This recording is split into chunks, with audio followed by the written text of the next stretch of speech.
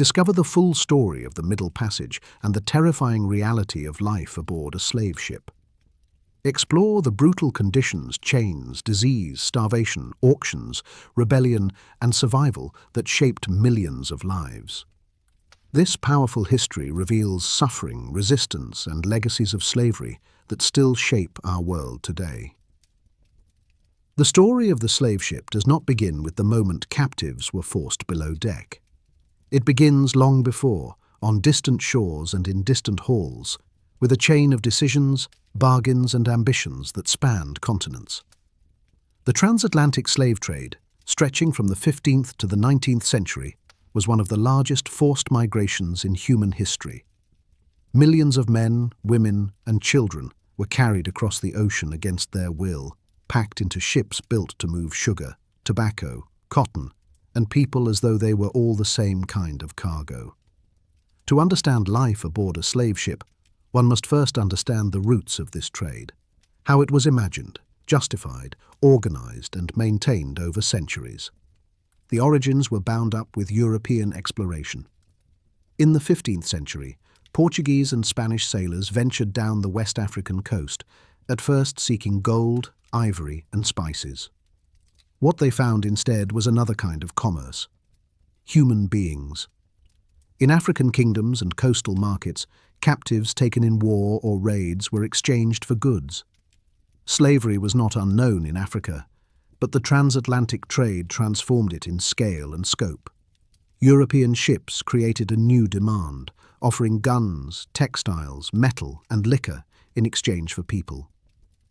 The dynamic shifted power inland, fueling conflicts and raids whose captives filled the holds of ships. By the 16th century, the system had hardened into a triangular trade.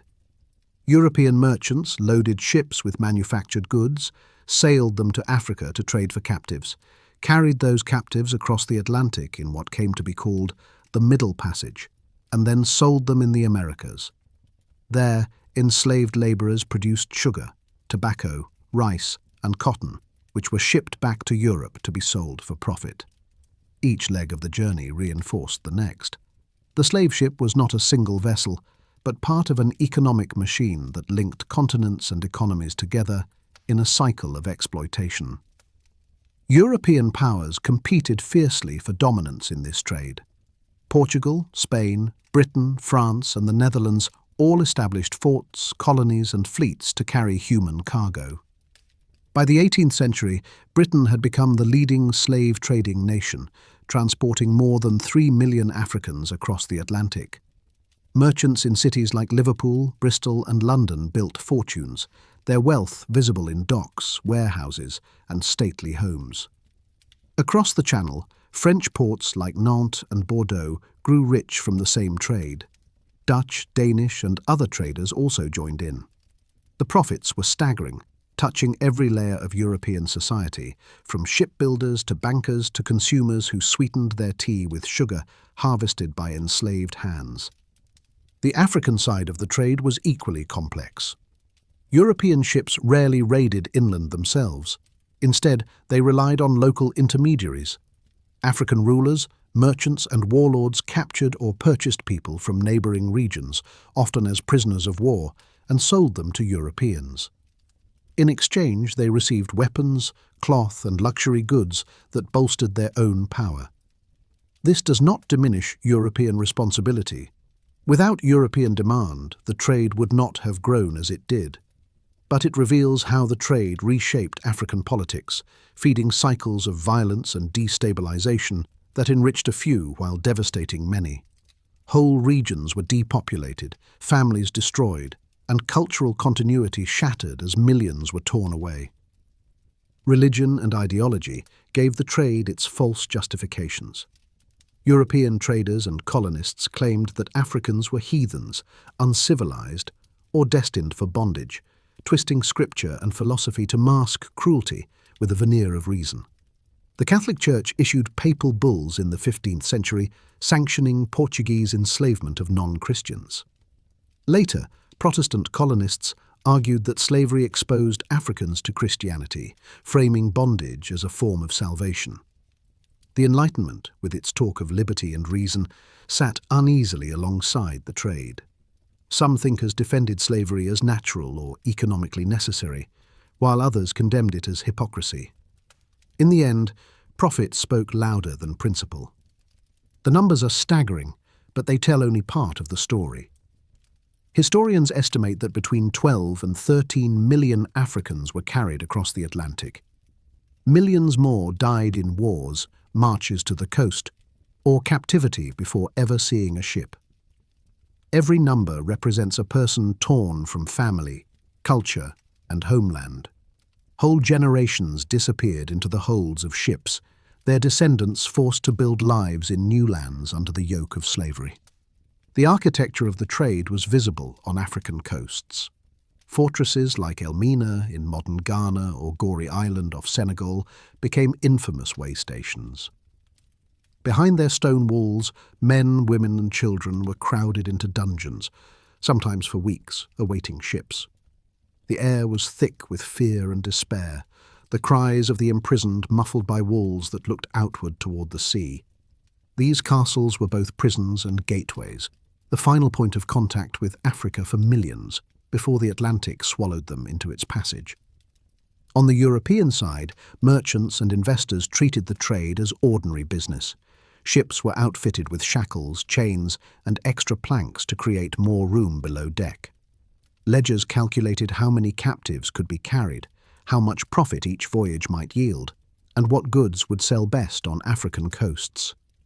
Captains were paid bonuses not just for successful deliveries of cargo, but for keeping enslaved people alive, though alive often meant only barely breathing. Mortality rates of 10 to 20% were accepted as the cost of doing business. This cold arithmetic reduced human beings to entries on a balance sheet, their suffering hidden beneath numbers and profit margins. In the Americas, the demand was insatiable. Plantations in Brazil, the Caribbean, and the southern colonies of North America consumed labor at a relentless pace. Sugar, especially, was a killer crop, requiring brutal work in heat with sharp blades and boiling vats. Mortality rates were so high that planters constantly demanded new shipments of enslaved Africans. Tobacco, rice, and later cotton followed the same pattern. The wealth of European empires and the prosperity of American colonies rested directly on the bodies of enslaved Africans who had survived the journey by sea. The roots of the trade reach into every part of modern history. The wealth of European cities, the rise of global capitalism, the expansion of colonial empires, all were fueled by slavery and the slave ship. The scars of the trade are equally deep. In Africa, where communities were torn apart. In the Americas, where slavery's legacy shaped societies for centuries. And in the Atlantic itself, where countless lives were lost and the ocean became a grave. Sex may feel fleeting, wars may scar nations, dynasties may endure for generations. But the story of the slave ship reminds us of something enduring. At its root, it was built on greed and power, dressed in the language of civilization and faith, but lived in chains, suffering and loss.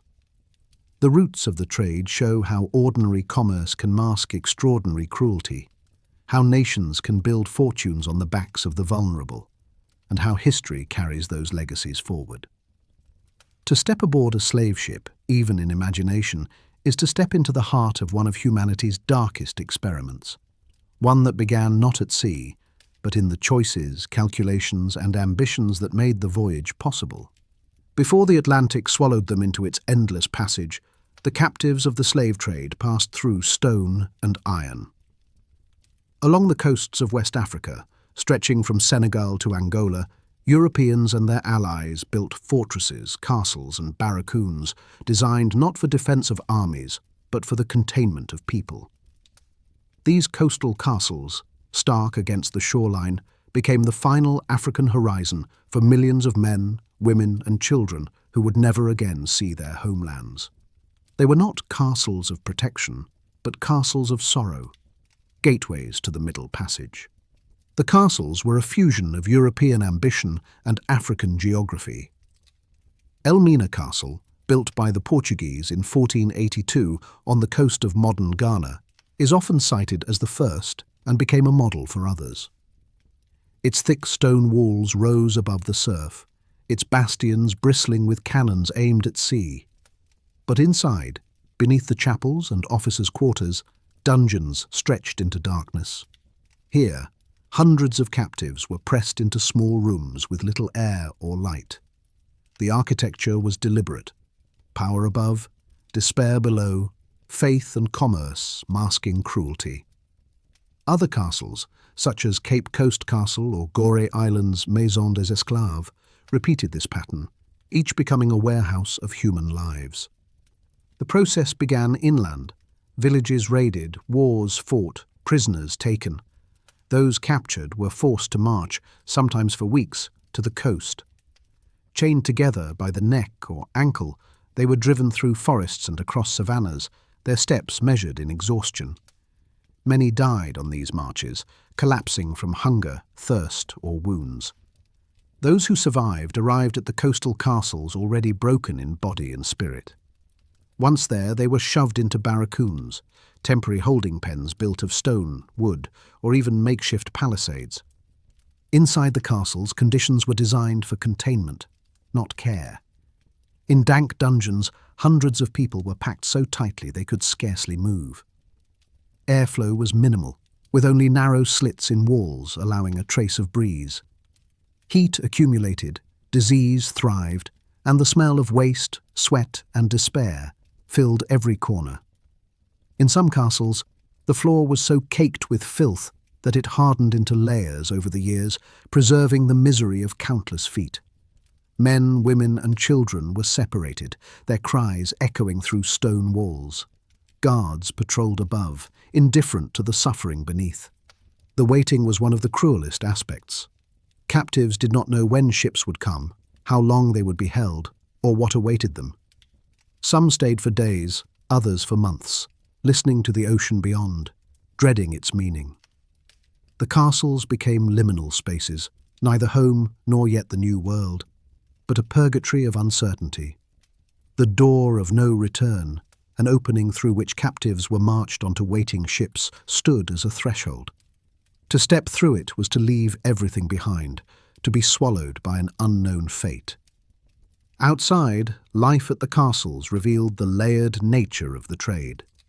European officials conducted business, recorded inventories, and negotiated with African intermediaries. Local rulers and merchants traded captives for guns, cloth, beads, and rum. Missionaries prayed in chapels while human beings languished below their feet. Markets bustled with goods, even as prisons overflowed with people. The castles were not hidden. They were central to coastal life, both feared and accepted, both ordinary and horrific. The sensory world of the castles was unforgettable.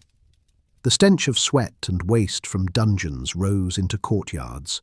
The sound of chains clanking, of guards shouting, of ocean waves pounding against rocks, created a rhythm of captivity. The taste of brackish water and spoiled food barely kept captives alive. Darkness pressed against skin, broken only by faint shafts of light. Every sense reminded the imprisoned that their lives had been reduced to property, waiting for sale. Disease was rampant. Smallpox, dysentery, and fevers spread quickly in crowded cells. Corpses were sometimes left among the living until guards chose to remove them. Survival was precarious, and death was common. For the traders, loss was written off as the cost of business. For the captives, it was a final act of dispossession, dying nameless in a dungeon, their story untold. Yet resistance was never absent. Some captives refused food, preferring starvation to slavery. Others attempted escape, slipping through gates or over walls, though most were recaptured or killed. Rebellions occasionally erupted, forcing traders and guards to put them down violently. Even in confinement, the human will to defy oppression remained. Songs, prayers, and whispers of hope circulated in the darkness, fragile but unbroken. The castles also reveal the deep contradictions of the era. In Elmina, a chapel stood above a dungeon, where hymns to salvation echoed over cries of despair. Traders wrote letters home describing profits while ignoring the misery that produced them. Governors dined in comfort, their meals prepared by enslaved labor, while beneath their feet hundreds suffocated in cells. These contradictions did not weaken the system, they sustained it, allowing people to compartmentalize cruelty while justifying it as commerce, necessity, or destiny. For the captives, the castles were the last memory of Africa. They remembered stone walls, iron chains, the sight of the ocean glinting beyond barred doors. When survivors told their stories years later, they often spoke of the door of no return as a haunting symbol. It was not only a physical exit, but a spiritual rupture. To pass through it was to lose homeland, family, and identity, to be reborn in chains across the sea. The legacy of the coastal castles endures. Many still stand today, preserved as monuments and museums. Visitors walk through their dungeons, touch the walls, and imagine the suffering held there. They look through the door of no return, its frame opening onto the Atlantic, and feel the weight of history. These structures, once engines of a brutal trade, now serve as reminders. They force us to remember what was done, to honor those who passed through, and to confront the enduring scars of slavery. Sex may feel fleeting, wars may scar nations, dynasties may endure for generations, but the story of the slave ship begins here, in stone and iron, in the castles along the African coast. These were the places where lives were broken, where commerce and cruelty converged, where millions of footsteps echoed into silence. To understand the Middle Passage, one must first stand in the shadows of these walls and know that history's darkest voyages began at their gates. Long before a captive ever glimpsed the ocean, before the door of no return, there was the violence of capture. The transatlantic slave trade did not begin at the water's edge, but deep inland, in villages, farms, and forests across Africa. The slave ship's story was rooted in the sudden rupture of ordinary life.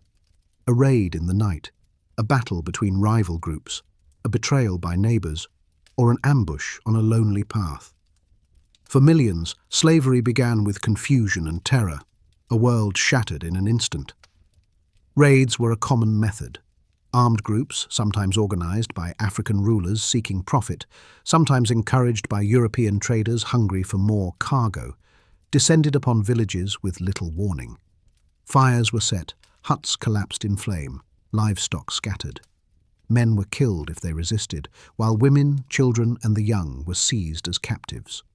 Those who survived the violence found themselves bound together, wrists tied with rope or wood stocks, necks fastened by heavy yokes. Others were marched away after losing battles, prisoners of war who would be sold into the trade. Some were kidnapped singly, children lured away from paths, farmers ambushed at fields, travelers captured on roads. The methods differed, but the outcome was the same.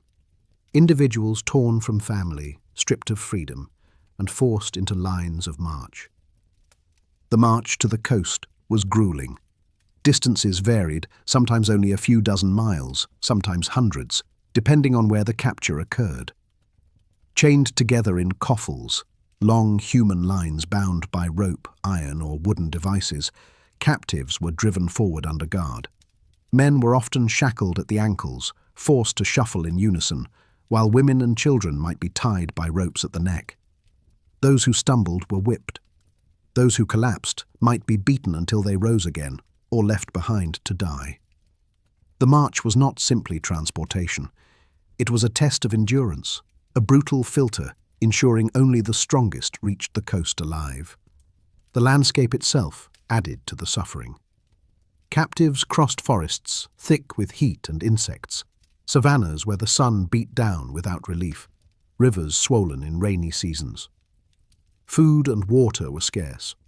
Many were given only enough to prevent death, and some drank from stagnant pools or muddy streams. Nights brought little rest. Captives were tied together, sometimes secured to trees, sleeping on the bare ground, vulnerable to weather, insects, and disease. Fever, dysentery, and exhaustion took their toll. The air was filled with the smell of sweat, blood, and unwashed bodies, punctuated by the cries of the grieving and the crack of a whip. Families were shattered along the way. Children were wrenched from parents, siblings separated, spouses torn apart. For those captured alone, the isolation was unbearable. For those captured together, the knowledge that separation was imminent was its own torment. Songs, prayers, and quiet murmurs travelled through the lines of march, attempts to hold on to identity, language, and memory. But fear hung heavier than hope, and silence often prevailed. Traders calculated the march like merchants counting goods. Each captive represented potential profit at the coast, but also potential loss. Guards tried to keep numbers intact, yet death was common. Captives who resisted, refusing to walk, attacking guards, or attempting escape, were sometimes killed as examples to others. Pregnant women were treated with little mercy, forced to march at the same pace, often losing their unborn children along the way. The suffering was not incidental. It was built into the mechanics of the trade. The human cost extended beyond those taken. Villages emptied, leaving behind burned huts and broken families. Agricultural cycles were disrupted, harvests lost, communities destabilized. Warfare between groups increased as the trade rewarded those who supplied captives. Entire regions saw their demographics shift as young men and women, the very core of future generations, were funneled toward the coast. The march did not just move individuals, it bled societies of their lifeblood. The psychological toll was immense. Captives rarely knew where they were being taken. Many had never seen the ocean, and stories spread through rumor and fear. Some believed they were being led to their deaths, to be eaten by the strange men from across the sea. Others feared they were being carried into the spirit world, the march itself a passage into another realm. These interpretations, rooted in the unknown, added dread to every step. The uncertainty was as heavy as the chains. For the guards, the march was grim business. Some were African soldiers or mercenaries, bound to local rulers or traders by duty or profit. Others were hired directly by European agents to deliver captives to the coast. Their motivations varied, but their actions kept the trade moving. Some treated captives with cruelty, others with indifference, but the structure of the trade allowed little room for compassion. A guard who faltered risked his own life or wealth. Profit demanded discipline, and discipline demanded violence.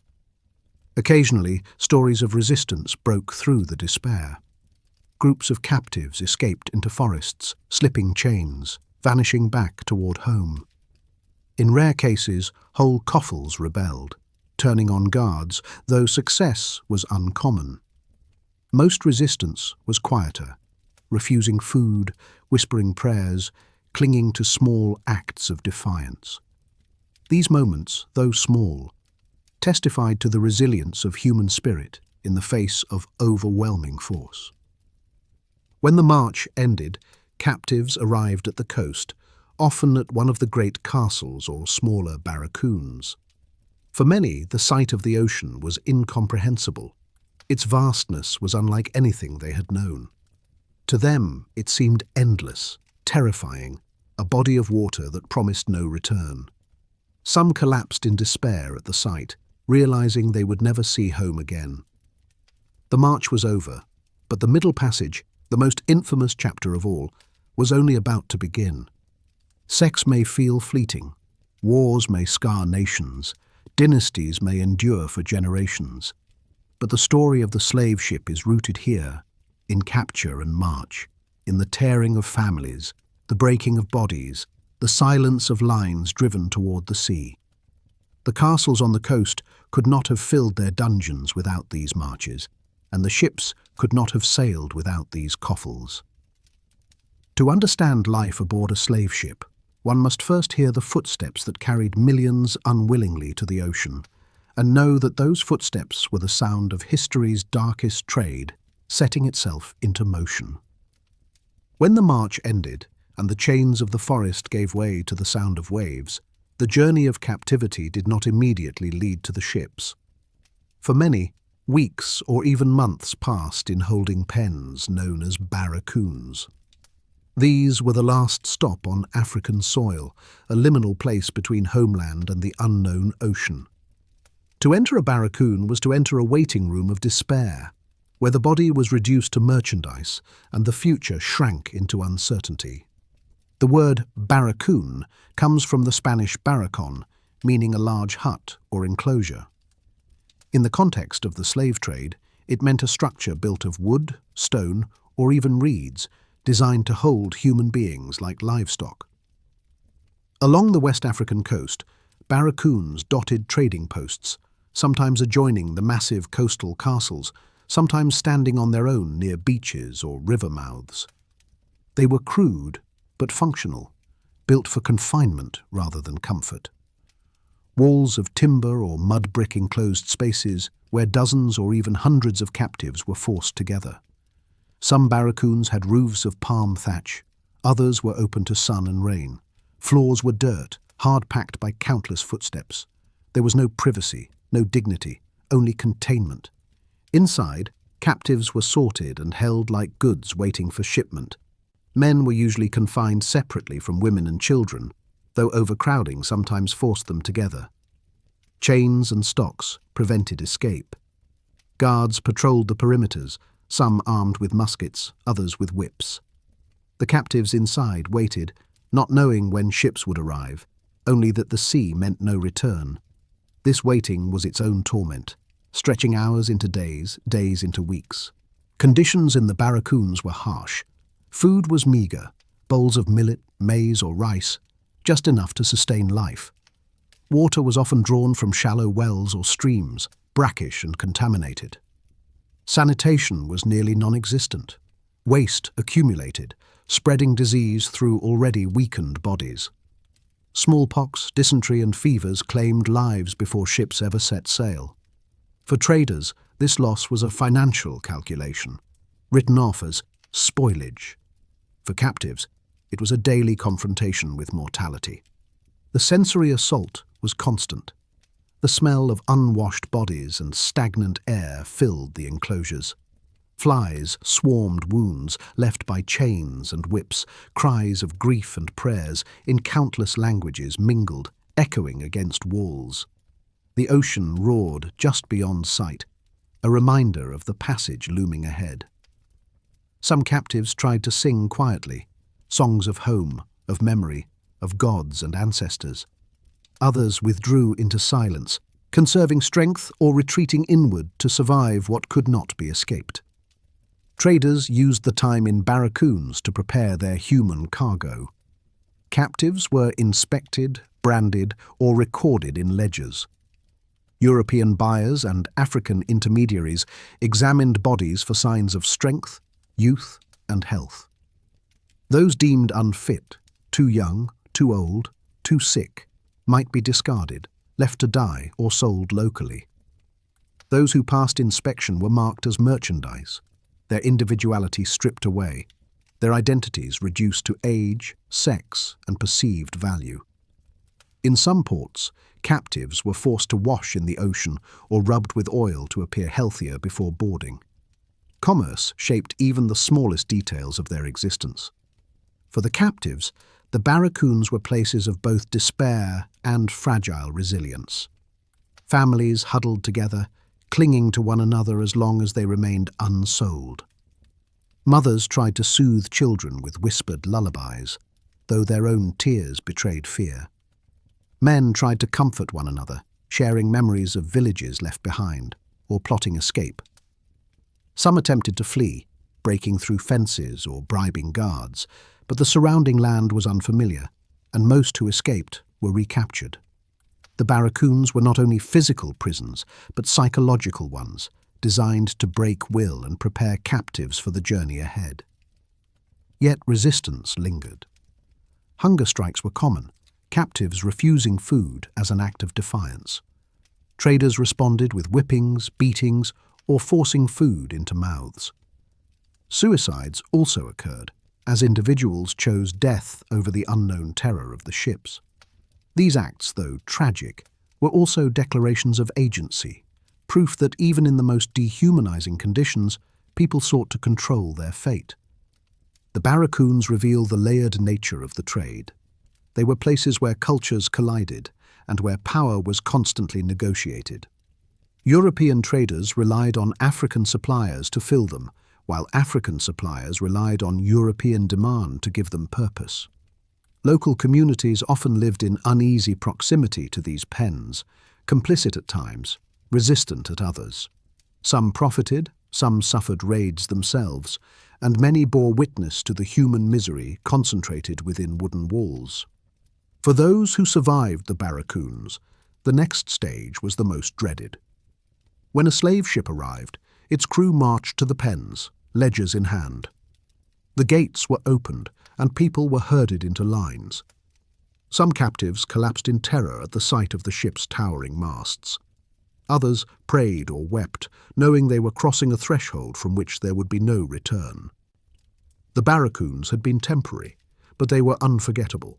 The final place where captives stood on African soil, the last place where their feet touched the earth of their ancestors. The legacies of these holding pens remain. Some have vanished into the forest, reclaimed by roots and soil. Others survive in ruins or preserved sites, where visitors walk through silent courtyards and peer into empty enclosures. The air feels heavy in such places, as though the cries of those once imprisoned still cling to the walls. They are reminders that slavery was not an abstraction, but a lived experience, carved into wood and stone, endured by flesh and spirit. Sex may feel fleeting. Wars may scar nations. Dynasties may endure for generations. But the story of the slave ship cannot be told without the barracoons. These were the waiting rooms of bondage, where millions endured hunger, fear, and despair before stepping onto the decks of ships that would carry them into the abyss of the Atlantic. To remember them is to honor those who suffered, those who resisted, and those whose stories live on in the legacy of an ocean that once carried their chains. The moment of boarding was the breaking point. After capture, march, and confinement, the captives who survived to this stage faced the most terrifying threshold of all, stepping onto the slave ship itself. For many, this was the first sight of the ocean, an expanse so vast it seemed infinite. Its waves rose and fell with a rhythm both mesmerizing and menacing, and its salt-heavy air stung the eyes and lungs. To those who had never seen such a body of water, the sea was otherworldly, a mystery that promised only peril. The ship, looming on the shore or anchored in the harbour, was equally alien. Its masts stretched like trees, its sails furled like wings, its hull dark and towering above the surf. To those about to be forced aboard, it looked less like a vessel and more like a beast waiting to consume. The process of boarding was brutal and carefully controlled. Traders, both European and African, organized captives into lines, shackled together to prevent escape. Guards with whips, muskets, and swords surrounded them, pushing them forward. Some captives screamed or resisted, throwing themselves to the ground, refusing to walk. Others went silent, stunned into numbness. Mothers clutched children tightly, trying to shield them from blows. Men clenched jaws, their dignity the only weapon left. At times, captives tried to flee into the water, preferring drowning to bondage, but few could outpace the armed crews or swim in chains. The gangplank was the threshold, wooden boards stretched from shore or smaller boats up to the ship's deck. The climb itself was terrifying. Every step carried captives farther from land, farther from home, farther from the world they knew. For some, their legs trembled so violently they had to be dragged. Others resisted fiercely, their cries echoing across the harbour. To the crew, this was routine. Another load, another shipment. But to the captives, each footstep was a descent into the unknown. On deck, the new arrivals were surrounded by the strange sights and smells of the ship. Coils of rope, barrels of provisions and weapons gleamed in the sun. Sailors barked orders in foreign tongues, their voices sharp and harsh. The air smelled of tar, salt, and unwashed bodies. Chains clinked constantly, a mechanical chorus marking each movement. Captives were stripped and inspected, their bodies prodded for signs of strength or weakness. Some were branded with hot irons, marked like livestock with the symbols of their owners. The pain seared flesh, leaving scars that would last a lifetime. The transition from land to ship was more than physical. It was psychological. The barracoons had been cruel, but they still rested on African soil. The ship was something else entirely, a world unto itself, floating and confined, ruled by foreign men with absolute authority. To step aboard was to leave behind not just a homeland, but a sense of belonging to the earth itself.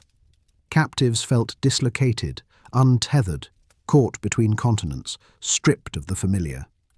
For many, despair deepened. For others, anger sparked, fueling thoughts of resistance, even in chains. The crew prepared captives for the voyage. Iron shackles were fitted to ankles and wrists, often linked together in pairs or groups. The clanging of iron against bone became a constant sound. Men were usually kept below deck almost immediately, while women and children might remain above longer before confinement. The descent into the hold was a plunge into darkness. Narrow stairways led into spaces scarcely tall enough to stand. The air was hot, stagnant, already thick with the stench of previous voyages. Once the hatches were closed, daylight disappeared, leaving only flickers of lamplight. Fear was overwhelming. Many captives believed they were being led to death, that the ship itself was a place of slaughter. Stories circulated that Europeans were cannibals, that the strange smells of cooking aboard were the remains of those taken before. These fears were not foolish. They were attempts to explain the incomprehensible, to give meaning to the terrifying unknown. Some captives refused food or water, determined to die rather than live as slaves. Others wept endlessly, mourning families left behind and futures stolen. The boarding process also revealed the commodification at the heart of the trade. Captains and merchants tallied numbers in ledgers, calculating profits and losses. Every captive was recorded by age, sex, and condition, reduced to entries on a page. The crew's orders were to maximize survival rates, not for compassion, but for commerce. Each body was a unit of wealth, each life a potential profit. The violence of boarding was masked in paperwork and arithmetic, turning human suffering into business transactions. And yet, even in this moment of profound dehumanization, humanity endured. Some captives sang in low voices, chants and laments that carried echoes of their homelands. Others whispered prayers, calling on ancestors or gods for strength. Families clung to one another, refusing to let go even as chains pulled them apart. Resistance flickered in defiance, a glance, a refusal, a whispered promise of revenge. Boarding the ship did not extinguish spirit. It forced spirit into survival mode, transforming grief into resilience. For the crew, boarding was both routine and dangerous. Sailors feared rebellion during this stage, when captives still outnumbered them and still had strength from land. Weapons were kept ready, muskets loaded, cannons primed. Brutality was used as deterrent, lashes falling on those who hesitated. The sailors themselves were often poor, pressed into service by poverty or debt, living under harsh discipline from officers. Many carried out orders with indifference, but some showed glimpses of unease, knowing they were complicit in cruelty. The boarding stage was tense for all, a collision of wills, each step echoing with fear and force. Once the ship was loaded, the coastline receded. The land became a thin line on the horizon, then vanished altogether. For captives, this was the moment of absolute rupture. Africa disappeared behind them, swallowed by waves. Ahead lay only ocean, endless and merciless. The barracoons, as brutal as they were, had still allowed glimpses of home, the smell of soil, the sight of trees, the touch of familiar earth. On the ship, that connection was severed.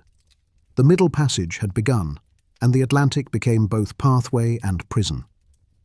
Sex may feel fleeting, wars may scar nations, dynasties may endure for generations. But the story of the slave ship finds one of its darkest chapters here, at the moment of boarding. This was when the unimaginable became undeniable, when captives were stripped not only of freedom, but of place, carried into a vessel that would erase their world and carry them into another. To imagine life aboard a slave ship, one must first imagine the terror of stepping onto it, the gangplank rising, the ocean stretching, the chains tightening, and the land vanishing into memory. The descent below deck was the true beginning of the Middle Passage. Above, the ship was strange, crowded, and threatening.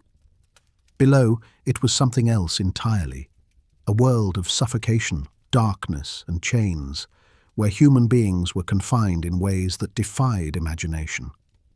Shackled below deck, captives entered the heart of the slave ship, a place designed not for life but for containment, where every inch of space was calculated in pursuit of profit. The hold was a cavern of wood, narrow and low, its beams dripping with dampness, its air stale and heavy. Captains ordered carpenters to construct platforms and partitions, maximizing the number of bodies that could be crammed into the space. Men were usually chained in pairs, ankle to ankle, wrist to wrist, their bodies pressed together on wooden planks with scarcely enough room to sit upright. Some ships had barely 4 feet of clearance between deck and ceiling, forcing men to lie flat for the entire voyage. Women and children were often housed separately, sometimes with marginally more space, but still bound and guarded. The intention was clear: to strip freedom, movement, and dignity, to reduce human beings into immobile cargo. The chains were constant. Iron fetters bit into skin, rubbing sores into flesh, turning ankles and wrists raw. Each movement clinked with metallic sound, a grim reminder that liberty was gone. When one person shifted, the chain pulled another, turning bodies into unwilling extensions of each other. Sleep was restless, broken by the pain of iron or the jostling of neighbors. At times, shackles cut so deeply they left permanent scars or infections. The weight of iron was more than physical, it was psychological, a reminder that every action, every breath, was controlled by others. The air was unbearable. With hatches closed to prevent rebellion, ventilation was minimal. Dozens or even hundreds of bodies exhaled heat and sweat into the enclosed space, turning it into a stifling oven. The smell of waste, vomit, and unwashed bodies clung to the planks. Disease flourished in this environment. Dysentery spread quickly, its stench saturating the air. Smallpox erupted in sores, passed from skin to skin in the packed conditions. Fevers swept through rows of captives, weakening some, killing others. Mortality rates were staggering. 1 in every 10, sometimes more, died before ever seeing land. To the traders above, these deaths were numbers in a ledger. To those below, they were companions lost in silence and grief. Food and water were meager. Twice a day, captives were brought small portions of beans, rice, or yams, sometimes spoiled or crawling with insects. Water was rationed carefully, often brackish and foul. Those who refused to eat in despair or resistance were forced, mouths pried open with irons, food shoved inside. Starvation was not tolerated, not out of compassion, but because every living body represented profit. Even nourishment became a weapon, a tool of control wielded by captains and crew. The sensory experience below deck was overwhelming. Darkness dominated, broken only by weak shafts of light filtering through cracks in the wood. The creak of the ship, the slap of waves against the hull, and the groaning of timbers formed a constant backdrop. Over this came the sounds of chains clanking, of coughing and retching, of cries for family left behind. The hold was never silent, never still. Every sense was assaulted. Sight blinded, smell suffocated, hearing filled with pain, taste corrupted by rancid food and dirty water, touch reduced to iron and sweat. And yet, in the midst of this horror, community formed. Captives whispered in their own languages, finding solidarity in shared suffering. Songs rose softly in the darkness, laments of loss, chants of memory, prayers for strength. These sounds carried fragments of Africa into the Atlantic, preserving culture and spirit even in chains. Mothers soothed children as best they could, their lullabies mingling with the groans of illness. Men shared stories of home, keeping alive the idea that they had once been more than cargo, more than numbers. Resistance lived in memory, in voice, in quiet defiance that no chain could crush. Rebellion was always a fear for the crew. Captives, despite chains, sometimes attempted uprisings, seizing weapons, overwhelming guards, and trying to take control of ships. These rebellions were rare but terrifying to traders, who armed themselves constantly. More often, resistance came in smaller acts: hunger strikes, suicides, refusals to obey. Some captives leapt into the sea, preferring death to bondage. Their bodies disappeared into the Atlantic, but their defiance remained, a refusal to be complicit in their own enslavement. Sailors sometimes lashed those who attempted such acts, trying to terrify others into submission. But the spirit of rebellion could never be completely extinguished. The crew's relationship to the hold was complicated. Sailors were tasked with feeding captives, cleaning the decks, and maintaining order. Many despised these duties, the stench and horror overwhelming even hardened men. Some treated captives with cruelty, venting frustrations with lash or boot. Others, though complicit, felt unease, recognizing the humanity of those in chains, but powerless or unwilling to defy orders. Captains measured their success by how many captives survived to market, not by the conditions endured. Every decision was calculated in profit, not compassion. Women and children experienced particular vulnerability. Though sometimes given slightly more space, they were subject to exploitation and abuse by crew members. Sexual violence was rampant, an unspoken but pervasive part of the trade. The trauma was profound, leaving scars, physical and emotional, that would echo through generations. Children, small and frightened, suffered illness acutely. Some perished quickly, others clung to mothers, their cries piercing the darkness.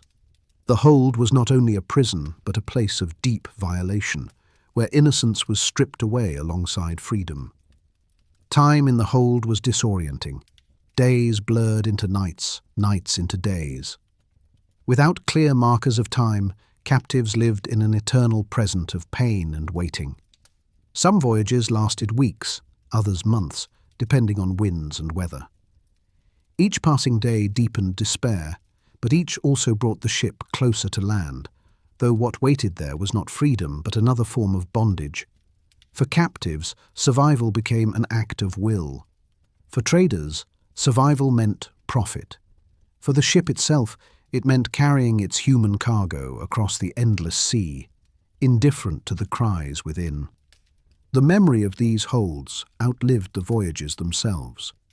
Survivors carried the experience into the Americas, recalling the darkness, the chains, the cries of the dying. They told stories to children and grandchildren, embedding the Middle Passage into collective memory. The Atlantic itself became a graveyard, its waves holding the bones of millions who never reached shore. To speak of shackled holds is to speak of a crime carved into wood and iron, endured by flesh and soul, remembered across centuries. Sex may feel fleeting, wars may scar nations, dynasties may endure for generations, but the story of the slave ship finds its deepest horror here, in the darkness below deck.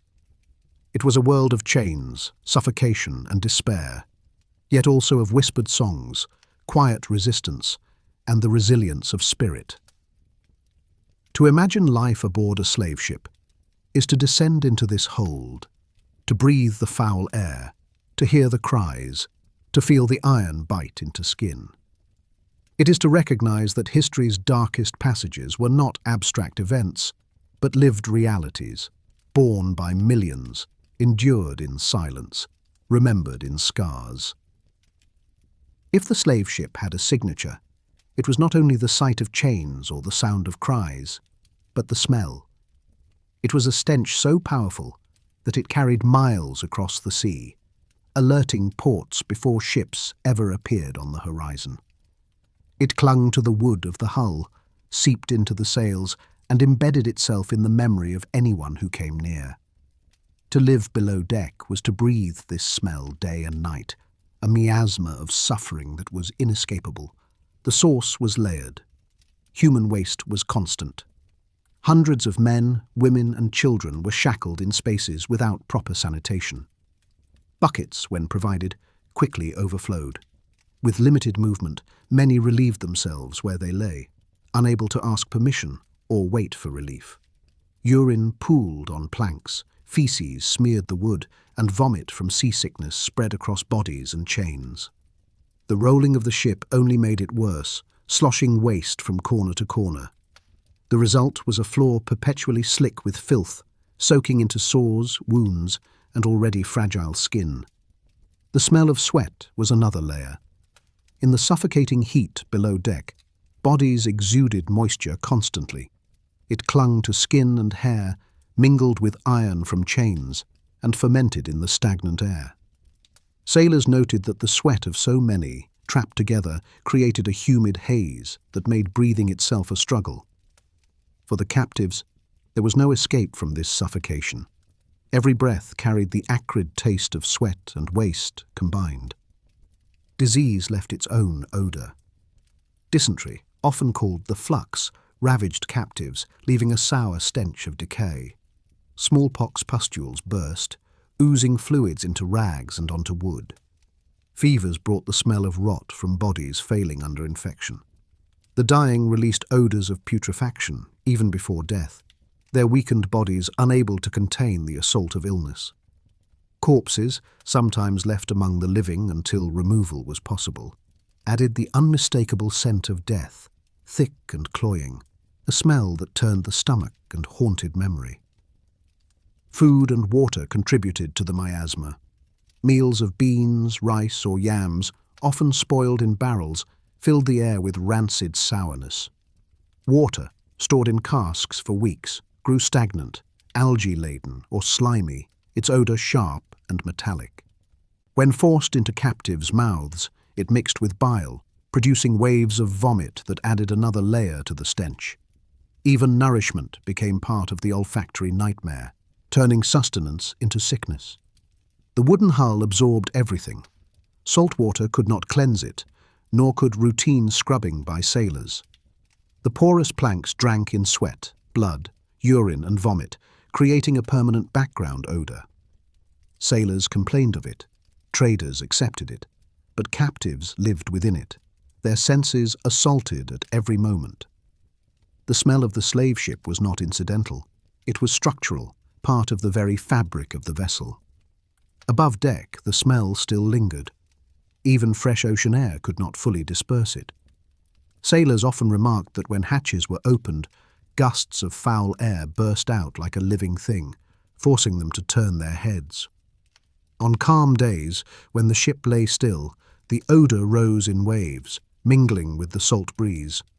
Other ships could detect the scent before they saw the vessel.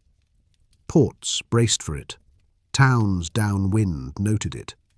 The smell announced the ship's purpose long before its human cargo was visible.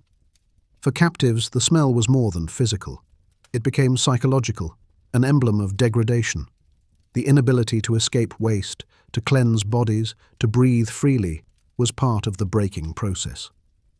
Dignity was stripped not only by chains, but by the reduction of humans to creatures trapped in filth. The odor reminded captives constantly that they were treated as cargo, not as people.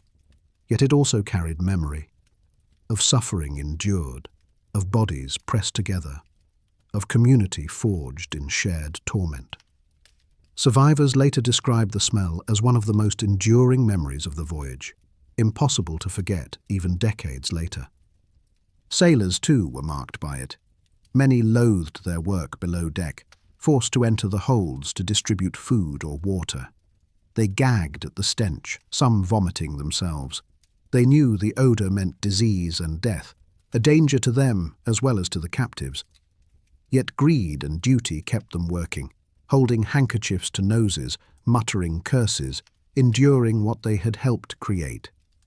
Even those hardened by multiple voyages admitted that the smell was inescapable, seeping into clothes, skin, and hair, following them back to shore long after voyages ended. The smell was also a weapon of control. By cramming bodies into airless holds and denying sanitation, captains ensured weakness, preventing rebellion. The oppressive odor, combined with suffocating heat, broke spirits. It was not just an unfortunate byproduct of the trade, it was part of the system's design. To reduce human beings to the point of collapse was to render them easier to manage. The smell, then, was both symptom and instrument of oppression. Yet within the suffocating air, humanity persisted. Captives whispered prayers, their voices thin in the stench. Mothers tried to comfort children, stroking foreheads slick with sweat. Songs rose faintly, defying the environment with echoes of memory. The smell of suffering could not erase identity, though it sought to. Survivors carried those songs forward, blending them with others in the Americas, creating cultural threads that endured despite the attempt to strip everything away. The smell of the slave ship remains part of its legacy. Historians describe it through records of sailors, survivors, and ports, but words can scarcely capture its intensity. It was more than odor. It was atmosphere, environment, oppression made tangible. To imagine it is to confront the inescapable reality of what it meant to live in the belly of such a vessel. It was the smell of bodies denied dignity, of lives forced into conditions meant only for profit, of human beings turned into suffering cargo. Sex may feel fleeting, wars may scar nations, dynasties may endure for generations, but the story of the slave ship cannot be told without smell. It was the invisible chain that bound every breath, the marker of captivity, the aura of despair. The smell of suffering was as real as the iron of shackles, as lethal as disease, as permanent as scars.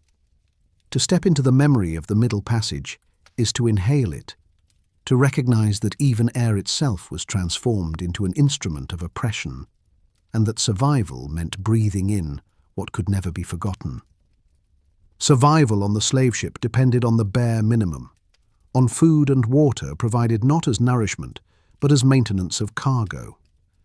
Captives were not fed to sustain dignity or strength, but to keep bodies alive long enough to sell at markets across the ocean. What was given, how it was given, and how it was withheld formed one of the most brutal aspects of life aboard the slave ship. To understand the Middle Passage, one must taste the bitterness of its food and drink. Rations were carefully calculated, not in generosity but in commerce. Captains knew that every captive who survived to the Americas meant profit, and so they balanced cost against mortality. Too much food was a waste, too little risked unnecessary deaths. The standard diet consisted of beans, rice, yams, millet, or maize, chosen for cheapness and storability. These were boiled into thick porridges, often lumpy and rancid, ladled out in meagre portions. Sometimes salt fish or palm oil was added, but rarely. The goal was to deliver calories, not satisfaction. Water was more precious than food. Stored in wooden casks, it quickly grew stagnant, cloudy with algae, slimy to the touch. Its taste was brackish, metallic, and foul, carrying the odor of mold and rot. Freshwater sources at sea were limited, and every drop had to be rationed. Captives received only enough to prevent dehydration, never enough to quench thirst. Lips cracked, tongues swelled, and bodies weakened from constant thirst. Sailors often drank better water than captives, but even they complained of its foulness. For those chained below deck, water was life, and its denial was punishment. The act of feeding itself was degrading. Captives, shackled and pressed together, could not always feed themselves. Sailors passed bowls or wooden spoons down the rows, forcing food into mouths. In some cases, those who refused to eat, out of despair, resistance, or illness, were force-fed. Metal contraptions pried jaws open, food shoved inside, water poured until choking forced swallowing. This practice was justified as protecting investment, but it stripped away even the small dignity of choosing one's own fate. Hunger strikes were acts of defiance, and force-feeding was the cruel response, turning sustenance into violation. Vomiting was constant.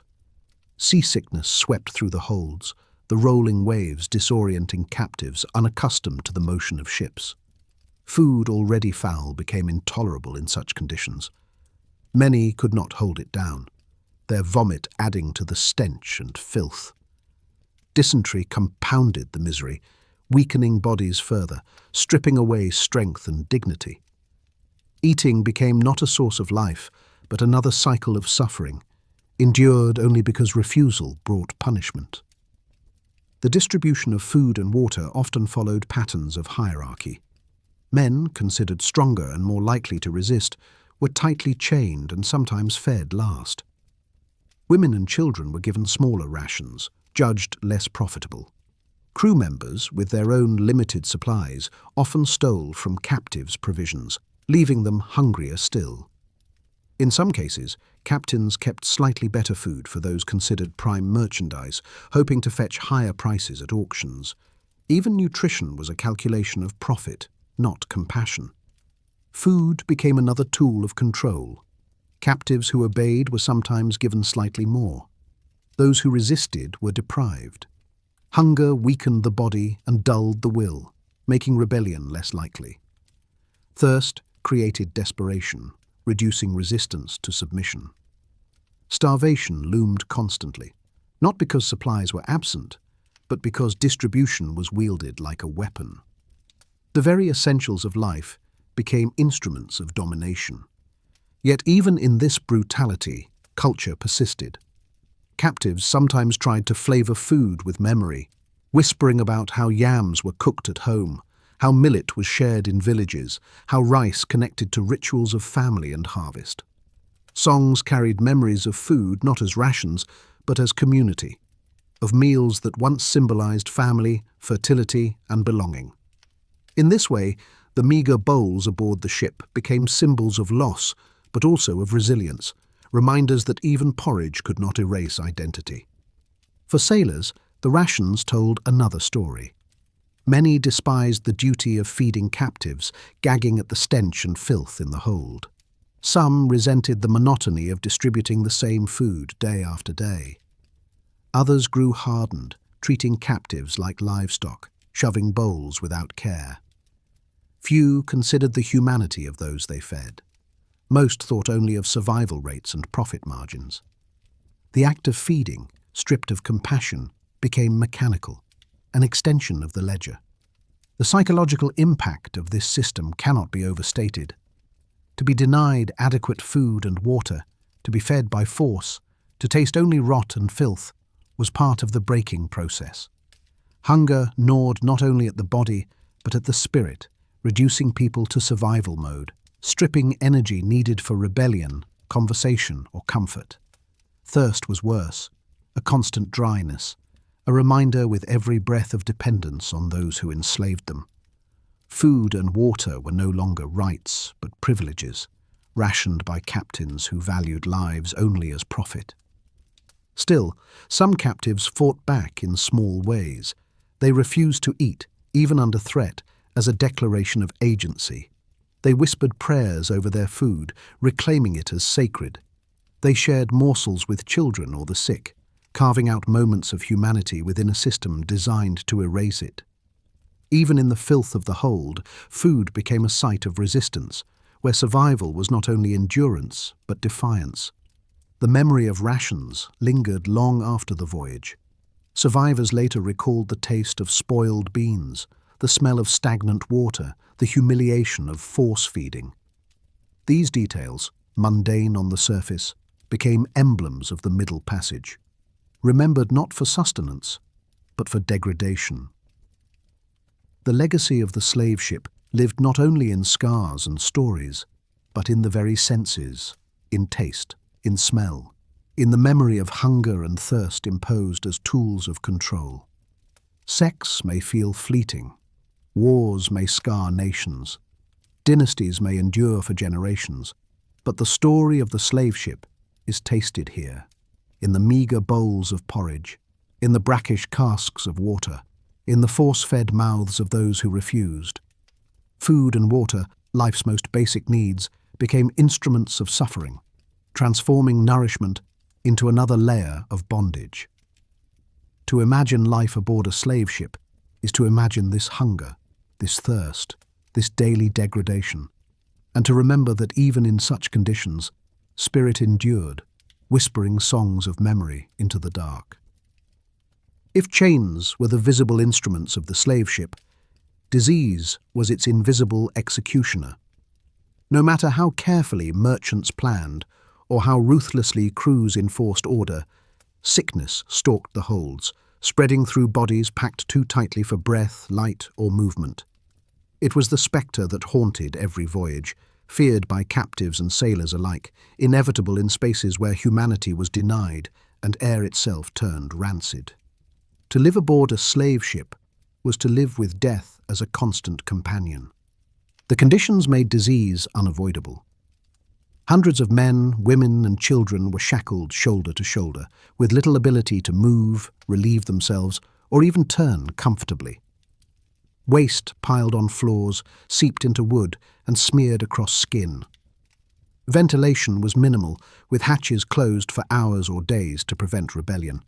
In this suffocating environment, germs flourished. One cough could infect dozens, one wound could fester into rot. The hold was not only a prison, but an incubator, turning human suffering into fuel for epidemics. Dysentery, known then as the flux, was the most common killer. It spread rapidly in unsanitary conditions, its watery diarrhea draining bodies already weakened by hunger and thirst. The stench of it permeated the ship, a sour, sickly smell that clung to everything. Captives soiled themselves where they lay, unable to move to buckets, their chains locking them in place. The illness brought not only physical pain, but humiliation, stripping away dignity in the most intimate way. Death from dysentery was slow, dehydrating, weakening, and finally silencing victims who wasted away before their companions' eyes. Smallpox was another scourge. When it broke out on a ship, pustules erupted across skin, fevers raged, and blindness or scarring followed. The disease could spread to crew as well as captives, making it one of the few terrors that crossed the boundaries of power. Sailors feared smallpox outbreaks, knowing it could wipe out entire voyages. Captains sometimes ordered the sick thrown overboard to protect the rest, a decision that was both practical and cruel. For the captives, watching neighbours dragged away, their cries silenced by waves, was yet another trauma layered onto an already unbearable journey. Fevers of many kinds struck: malaria, typhus, yellow fever, and infections unnamed at the time. With no medical understanding beyond bleeding or crude remedies, crews could do little but watch as the sick burned with heat, shivered with chills, and died in chains. Even minor wounds became deadly. Shackles rubbed raw against skin, leaving cuts that festered in filth.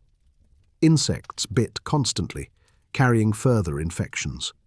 Malnutrition weakened immune systems, making every sickness more severe. The body was under siege from every direction, assaulted by chains, hunger, thirst, and disease. Death was daily, expected, and inescapable. On many ships, 1 in 10 captives died before reaching the Americas. On some voyages, the toll was higher, a quarter, a third, even half of the human cargo lost to sickness and starvation. To the merchants, this was mortality, a column in ledgers, a calculation of profit and loss. To the captives, it was the loss of neighbours, of family, of the fragile communities built in chains. Each death left an empty space, yet the body was not given rest. The dead were often removed only when stench became unbearable, carried up and cast into the ocean. The Atlantic became a graveyard, its waves swallowing countless lives, their names forgotten, but their presence eternal in the sea's depths. The psychological toll of this constant death was immense. Captives lived surrounded by the dying, listening to coughs turn to silence, feeling the weight of bodies stiffening beside them. Mothers watched children wither, powerless to help. Husbands watched wives grow weaker, unable to comfort. Death became both terror and relief. A release from suffering for the departed, but a wound for the living who remained. Survivors carried these memories forward, scars not only on their bodies, but on their souls. For the crew, disease was both threat and inconvenience. Sailors feared catching illnesses themselves, and many did. Some ships lost as many crew as captives, their bodies also cast into the sea. Yet more often, the crew focused on profit. Captains tried to maintain cleanliness not out of compassion, but to protect investment. Captives were occasionally forced on deck to exercise, their chains rattling as they were made to jump or dance, not for joy, but to keep muscles from atrophying and lungs from collapsing. Buckets of seawater were thrown over captives to wash filth away, though this often brought chills and pneumonia. Every measure was meant to prolong life just long enough for sail, and still, despite every attempt to control it, disease persisted. The ships themselves carried infection from voyage to voyage, their timbers saturated with filth that could never be scrubbed clean. The smell of sickness lingered, seeping into ropes and sails, clinging to clothes. The slave ship was a factory of suffering, producing death as reliably as it produced profit. Resistance, too, carried into this chapter. Some captives, weakened by illness, still refused food, choosing to die on their own terms. Others tried to care for the sick, whispering prayers, sharing scraps of food, stroking fevered brows. These acts of humanity defied the system, preserving dignity in spaces meant to erase it. Songs were sung softly, offering comfort to the dying, reminding them of home and ancestors. Even in death, culture and compassion endured, refusing to be extinguished. The legacy of disease aboard the slave ships is difficult to measure. Millions never survived the passage, their bodies claimed by the Atlantic. Those who did carried scars, physical in the marks left by shackles and sores, emotional in the memories of loss, cultural in the disruption of families and communities. The Middle Passage was not just a physical journey but a biological one, reshaping populations through trauma, sickness, and death. Sex may feel fleeting. Wars may scar nations, dynasties may endure for generations, but the story of the slave ship is defined here, in the sickness that filled its holds, in the death that haunted its every mile. Disease was not accidental. It was inevitable in spaces where people were treated as cargo. To remember the slave ship is to remember not only chains and cruelty, but the silent killer that claimed millions, turning the Atlantic into the largest cemetery in human history. Even in the darkest corners of the slave ship, where chains clinked and disease spread unchecked, resistance remained alive. It was never fully extinguished. Though captives were weakened by hunger, confined in iron, and watched by armed men, the human will to fight for freedom flickered in ways small and great. Rebellion and resistance aboard slave ships took many forms, some dramatic and violent, others subtle and enduring. Each act carried immense risk, but together they revealed that the Middle Passage was not only a journey of suffering, but also of defiance. The most feared form of resistance by captains and crew was open revolt. Despite the chains, despite the weapons, Captives sometimes rose up in coordinated attacks. These uprisings often began during the vulnerable moments of boarding or early in the voyage, when captives retained some of their strength and spirits were not yet broken. Men who had fought in wars at home, who knew the feel of weapons and the tactics of combat, whispered to one another in the darkness of the hold. Plans were passed in fragments, in glances, in quiet songs that carried coded meanings. At a chosen moment, captives would surge upward, using chains as weapons, overwhelming guards, seizing knives or even muskets if they could. Such rebellions were rare but not unheard of. Records show dozens of uprisings across centuries, with some ships briefly taken by captives. In a few cases, enslaved people overpowered crews and attempted to sail home, though navigating the Atlantic without maps or compasses was nearly impossible. More often, revolts ended in blood. Crews responded with brutal force, killing resistors to terrify the rest. Survivors were punished publicly, flogged or executed as warnings. Yet even when crushed, these uprisings carried meaning. They showed that slavery was never passively accepted, that even in chains, the desire for freedom burned fiercely. Resistance also came through quieter means. Hunger strikes were one of the most common forms. Refusing to eat was both protest and control, a way for captives to reclaim their bodies in a world that treated them as property. Starvation could not be allowed by captains. For every dead body was lost profit. Sailors responded with violence, force-feeding food through iron devices, prying jaws open with brutal efficiency. Yet each refusal to eat was an act of will, a refusal to give captors the satisfaction of obedience. Suicide was another form of resistance, chosen by some as an escape from bondage. Accounts tell of captives leaping into the ocean, disappearing beneath the waves. For many African cultures, water carried spiritual meaning, sometimes seen as a pathway to return to ancestors. To jump into the sea was to reclaim destiny, to refuse the future of enslavement. Crews tried desperately to prevent such acts, chaining captives more tightly, patrolling decks constantly, but they could never fully stop it. Each leap was a declaration that freedom, even in death, was preferable to slavery. Women resisted in unique ways. Though vulnerable to exploitation and violence, some used their positions to subvert authority. Women housed on deck or given slightly more mobility sometimes passed messages, carried information between groups, or smuggled small objects useful in rebellion. Others resisted through defiance against abuse, protecting children, or refusing to comply with orders. Their strength lay not only in physical revolt, but in preserving dignity in spaces meant to erase it. Cultural resistance was constant. Songs and prayers filled the darkness, carrying memory and identity into the Atlantic. Drumming was forbidden, but rhythms survived in clapping, stomping, or humming. These acts preserved connection to homelands, resisted the erasure of identity, and offered strength to endure. Language itself was a weapon. Captives from different regions found ways to communicate, blending tongues, forging bonds, creating networks of solidarity. This cultural survival was quiet rebellion, the refusal to let chains sever memory. Even illness and death became sites of defiance. Some captives refused medical treatment, preferring death to survival on their captors' terms.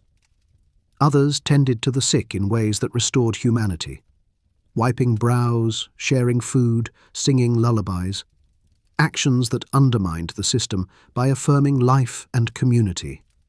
To care for one another in chains was resistance, a declaration that they were more than cargo, more than profit margins. The crew lived in constant fear of rebellion. Weapons were always close at hand, hatches locked, guards stationed. Captains devised routines to break potential uprisings. They separated men from women and children, chained the strongest most securely, and rotated feeding times to prevent coordination. When captives were brought on deck for exercise, sailors stood ready with whips and muskets. The paranoia of revolt haunted every voyage. for sailors knew that even weakened captives outnumbered them. Fear became part of the system, shaping every policy, every punishment, every watch. Resistance also carried into the long memory of the trade. Survivors told stories of revolts, of men who fought back, of women who leapt into the sea rather than submit. These stories became legends, whispered through generations, reminders that slavery was never accepted quietly. Even where revolts failed, their memory fueled future acts of defiance on plantations, in maroon communities, in uprisings across the Americas. The Middle Passage planted seeds not only of trauma, but of rebellion, carried across oceans and into new worlds. The legacies of resistance remain powerful. To remember the slave ship only as a place of suffering is to miss half its truth. It was also a place of courage, where people defied impossible odds, reclaimed fragments of dignity, and fought to the last breath. The chains, the whips, the guns. These could contain bodies, but not fully extinguish the will. Each act of resistance, whether a whispered prayer or a bloody revolt, was a declaration of humanity in a system designed to erase it. Sex may feel fleeting, wars may scar nations, dynasties may endure for generations, but the story of the slave ship is incomplete without rebellion. It was the pulse beneath the chains, the fire in the darkness, the refusal to surrender fully. To imagine life aboard a slave ship is to imagine not only despair but defiance, not only suffering but courage. Resistance lived in every hunger strike, every whispered song, every leap into the sea. It lived in those who survived and those who did not. It remains in memory, proof that even in history's darkest holds, the human spirit never bowed completely. When we imagine a slave ship, our attention is drawn most often to the suffering of the captives, and rightly so. Yet aboard those same ships, another group lived and labored in a world of hardship and fear: the crew. These men, often anonymous in records, formed the machinery that kept voyages in motion.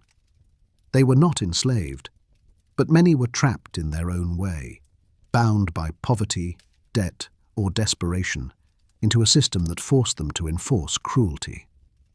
The life of the crew on a slave ship was a strange mixture of power and misery, authority and degradation, brutality and vulnerability. Most sailors came from the lowest rungs of European society. They were poor labourers, former prisoners, debtors, or wanderers drawn by the promise of wages. Recruiters prowled taverns and docks in port cities like Liverpool, Bristol, Nantes, or Lisbon, offering advance payments or alcohol to lure men aboard. Some were pressed into service, forced to join after being tricked or coerced. Many could not read or write. Their lives were shaped by survival, and the slave trade offered one of the few steady sources of employment. Yet what awaited them was far from steady comfort. Life aboard was grueling. The work of sailing itself demanded constant labour, raising sails, repairing ropes, pumping water from the bilge, cleaning decks. Crews slept in cramped quarters with hammocks strung between beams, their food little better than that of captives: salted meat, hard biscuits crawling with weevils, thin ale or rum. Disease did not spare them. Scurvy, dysentery, and fevers cut through sailors, their bodies weakened by poor diet and harsh conditions. A voyage could last months, and the dangers of storms, shipwrecks, or enemy attacks added to the toll. Mortality among crews was high, sometimes rivaling that of the captives. Yet the greatest burden of the crew was not weather or hunger, but the work of controlling human cargo. Sailors were tasked with feeding captives, distributing water, forcing exercise, and policing the hold. They carried whips and clubs, beat those who resisted, and enforced discipline through violence. Some did so with cruelty, venting frustration or asserting power. Others acted with reluctance, their faces turned away but still participated. Few had the luxury of moral choice. To disobey orders from captains meant flogging, imprisonment, or dismissal without pay. Their complicity was coerced, but it was complicity nonetheless, and the scars they inflicted outlived them. The crew's own discipline was harsh. Captains ruled with absolute authority, punishing disobedience with lashes, irons, or confinement. Sailors who shirked duty were whipped before their peers. Mutiny was a constant fear, and captains suppressed even whispers of it. The line between authority and suffering was thin. The same whips used on captives could be turned on sailors. Alcohol dulled the pain. Rum rations distributed daily to keep spirits compliant. Quarrels erupted frequently, fights breaking out among men living in close quarters with little relief. The ship was a floating pressure cooker, every man trapped in wood and wind and iron. Violence extended beyond the work of discipline. Sailors often exploited their access to captive women, committing acts of sexual violence that were widespread, though rarely recorded in official logs. This abuse created tensions not only between captives and crew, but within the crew itself, as rivalries and jealousies festered. For women chained aboard, sailors were both tormentors and occasional protectors, but always wielders of power. The crew's role in this abuse deepened the moral corruption of the system, tying ordinary sailors to extraordinary cruelty. Fear shaped the crew as much as authority. Sailors lived in constant dread of rebellion from captives, storms at sea, or disease outbreaks. Entering the hold was dangerous. Captives sometimes lunged at guards, striking with chains or teeth. Illness spread quickly from below deck to the crew, and many died of fevers contracted in the stinking air. Sailors feared drowning as much as dying from disease, for the ocean claimed men as swiftly as it claimed captives. The Atlantic was a double-edged master, provider of wages, destroyer of lives. For all their suffering, sailors benefited from the system that enslaved others. They were paid, however poorly, for their labor. They were free to disembark at the end of voyages, to spend wages in taverns, to sign on again or not. Some rose through ranks, becoming mates or captains, profiting from the trade. Others left the sea and carried with them silence, guilt, or hardened indifference. Their complicity sustained the trade. Their labor moved its machinery. Their choices and actions deepened the pain of millions. The daily rhythm of crew life reflected this paradox.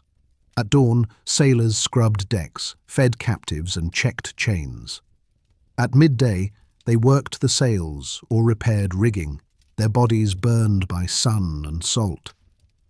In the evening, they rationed food and water, often stealing portions for themselves.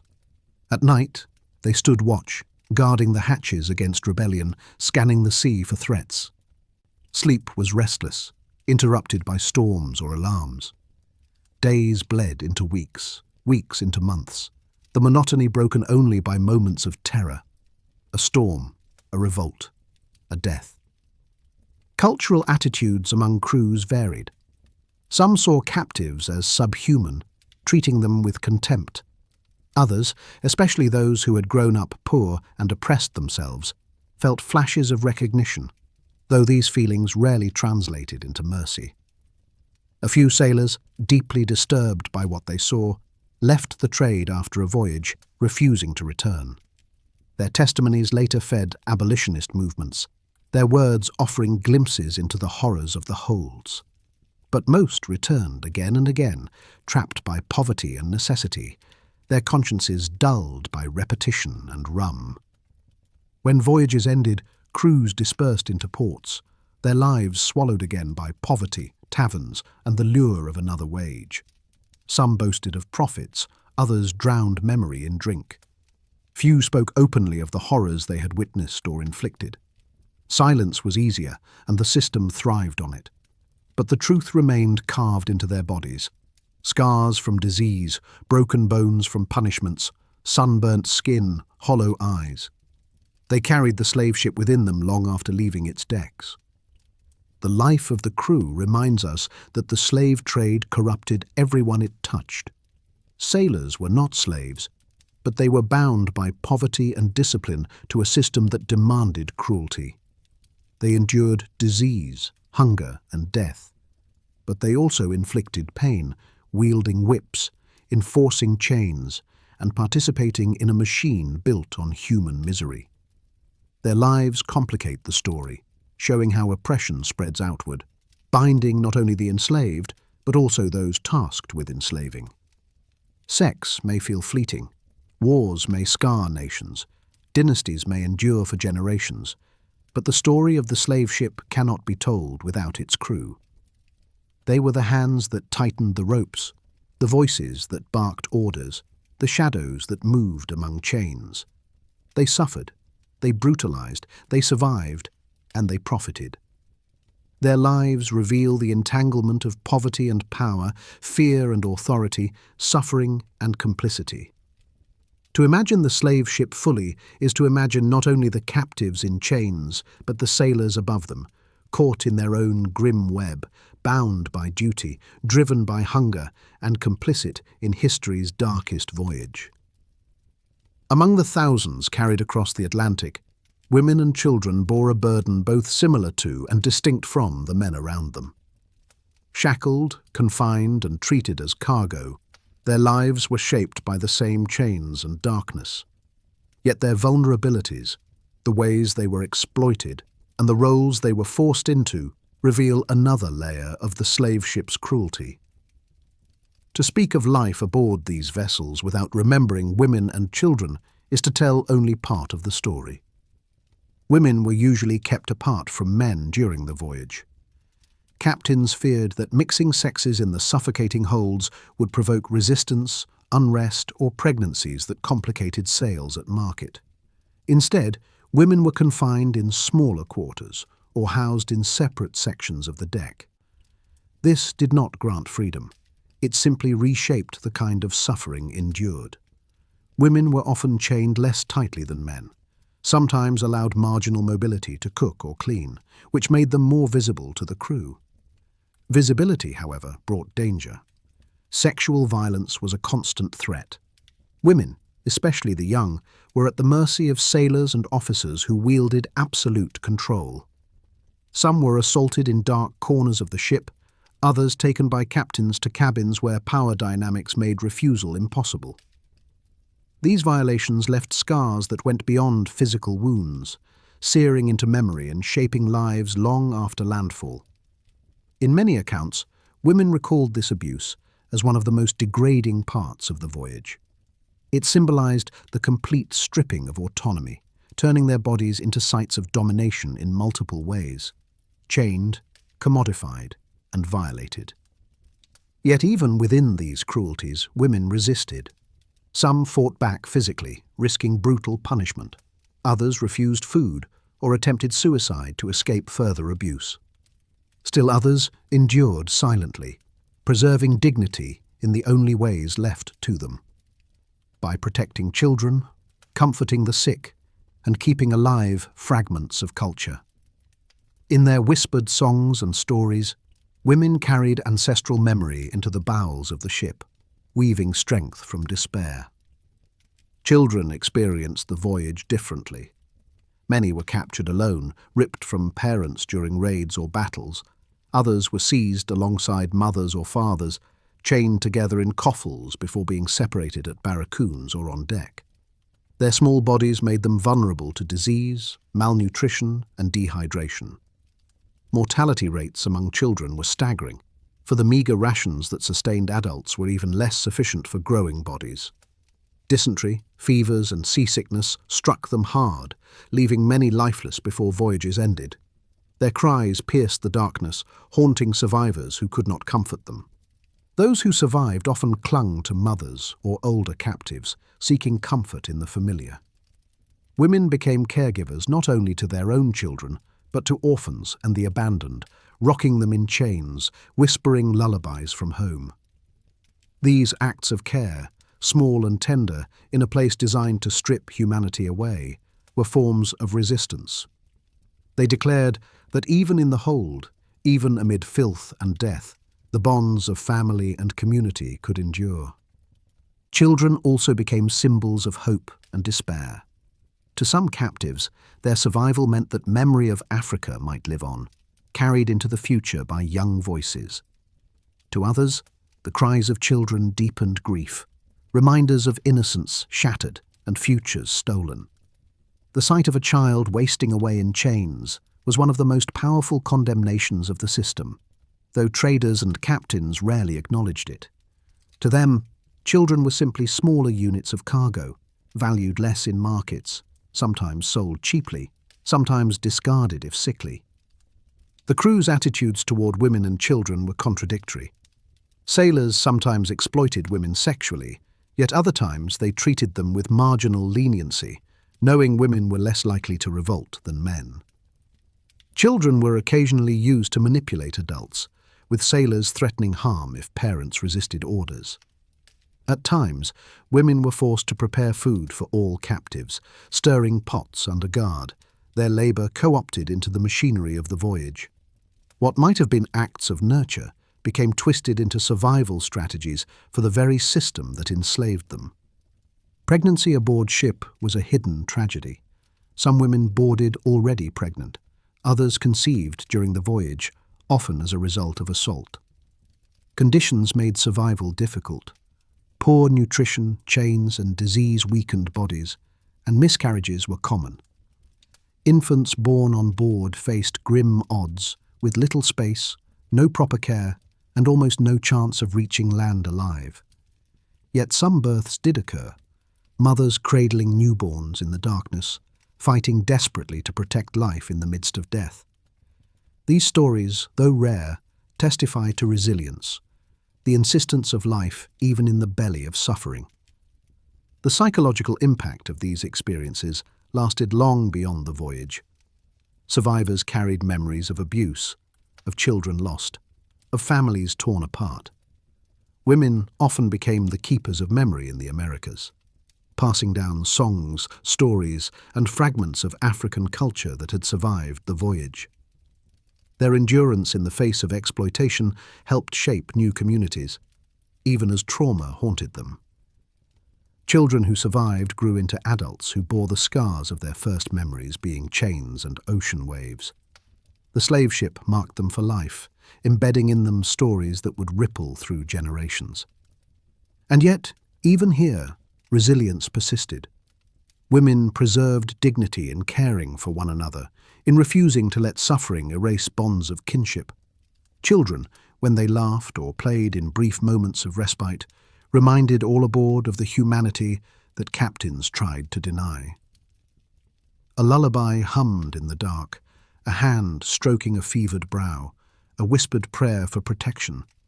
These were not small things. They were acts of rebellion against dehumanization, the insistence that life and love could exist even in the belly of death. The presence of women and children aboard slave ships also reveals the hypocrisy of the trade. European merchants wrote ledgers listing captives by age and sex, reducing them to units of profit. Yet the reality behind those numbers was the cry of a child in the night, the tears of a mother stripped of her child, the silence of women forced into exploitation. Numbers cannot capture these stories, but memory can, and survivors carried them forward, weaving them into oral histories and testimonies that later abolitionists would preserve. Sex may feel fleeting, wars may scar nations, dynasties may endure for generations, but the story of the slave ship must remember women and children. They were not incidental. They were central. Their experiences reveal the layered cruelty of the system, where violence took many forms, physical, sexual, psychological, and where survival meant resisting erasure with every whispered song, every act of care, every breath drawn in defiance. To imagine life aboard a slave ship is to imagine mothers cradling infants in chains, children crying in the darkness, women enduring exploitation, yet preserving fragments of culture. Their suffering and resilience are inseparable from the larger story, reminding us that even in history's darkest voyages, humanity flickered and refused to die. Behind every slave ship was not only wood and iron, not only sails and chains, but also arithmetic. The Middle Passage, for all its horrors, was treated by European merchants as a business venture. It was recorded in ledgers, calculated in profits and losses, and justified as commerce. Human beings, shackled below deck, were transformed into numbers in neat columns, their suffering erased beneath the logic of markets. To understand life aboard a slave ship, one must also see how cruelty was organized into spreadsheets of the 18th century, how lives became investments, and how oceans became trade routes, not of exploration, but of exploitation. The structure of the trade followed the triangular model. Ships left European ports loaded with manufactured goods, guns, textiles, liquor, beads, and metal wares.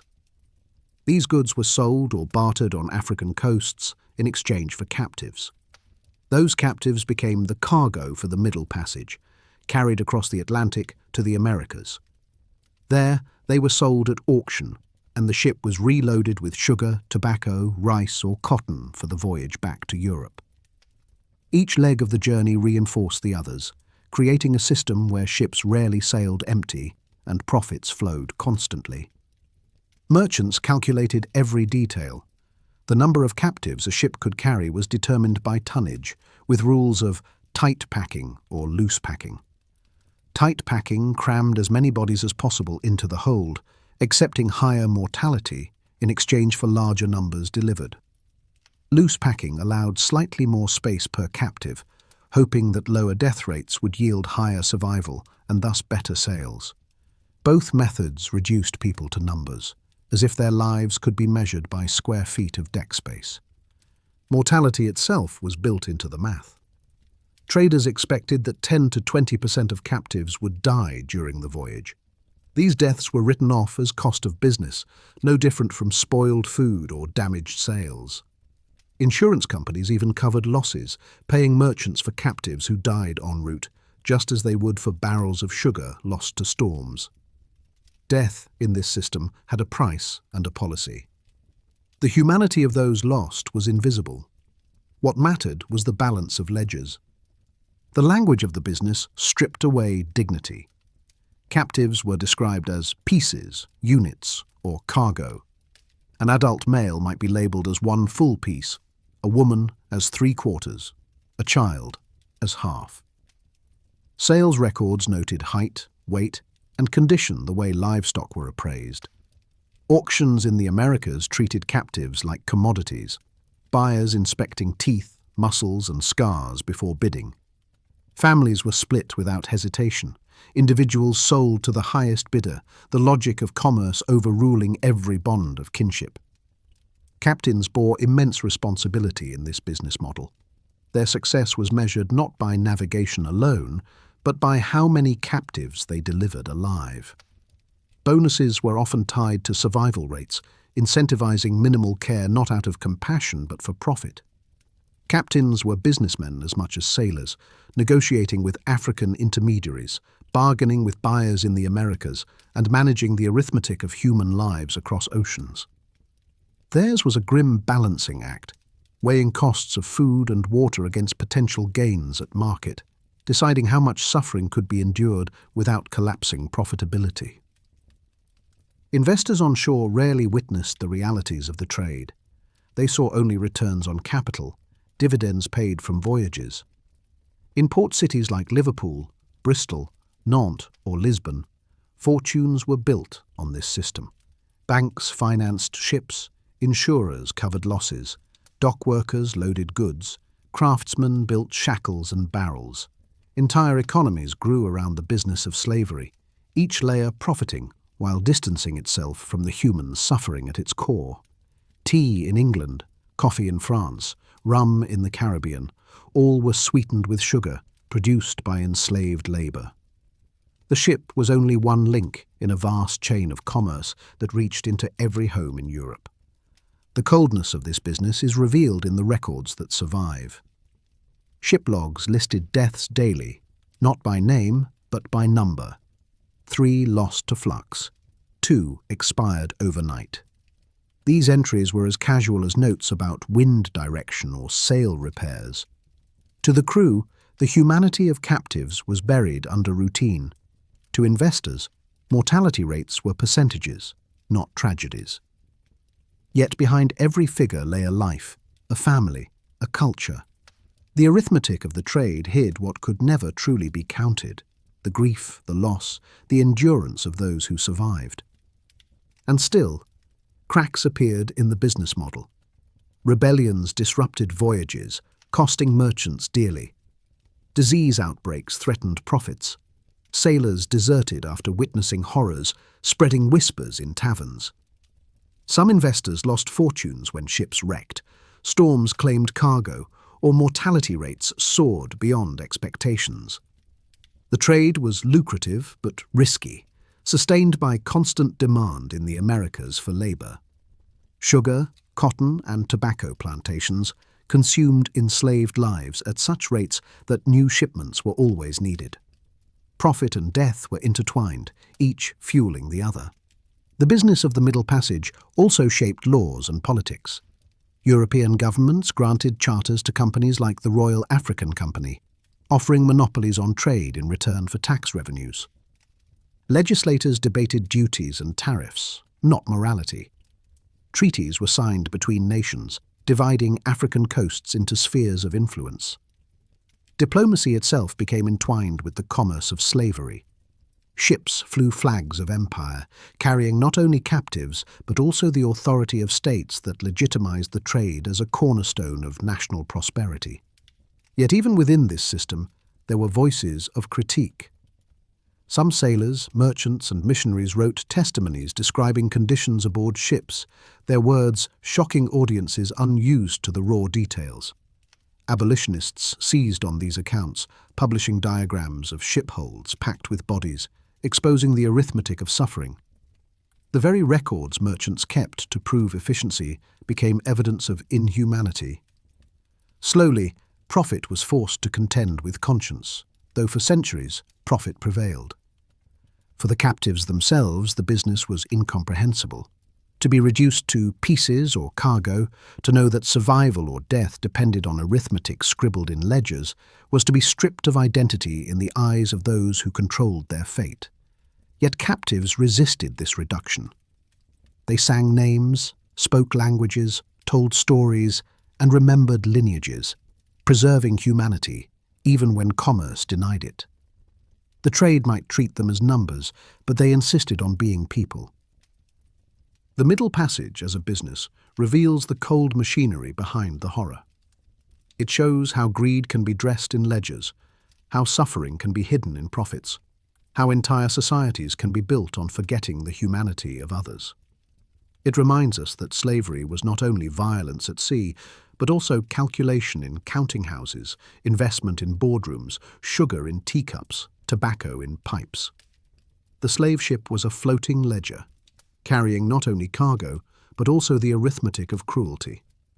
Sex may feel fleeting, wars may scar nations, dynasties may endure for generations, but the story of the slave ship must also be told in numbers.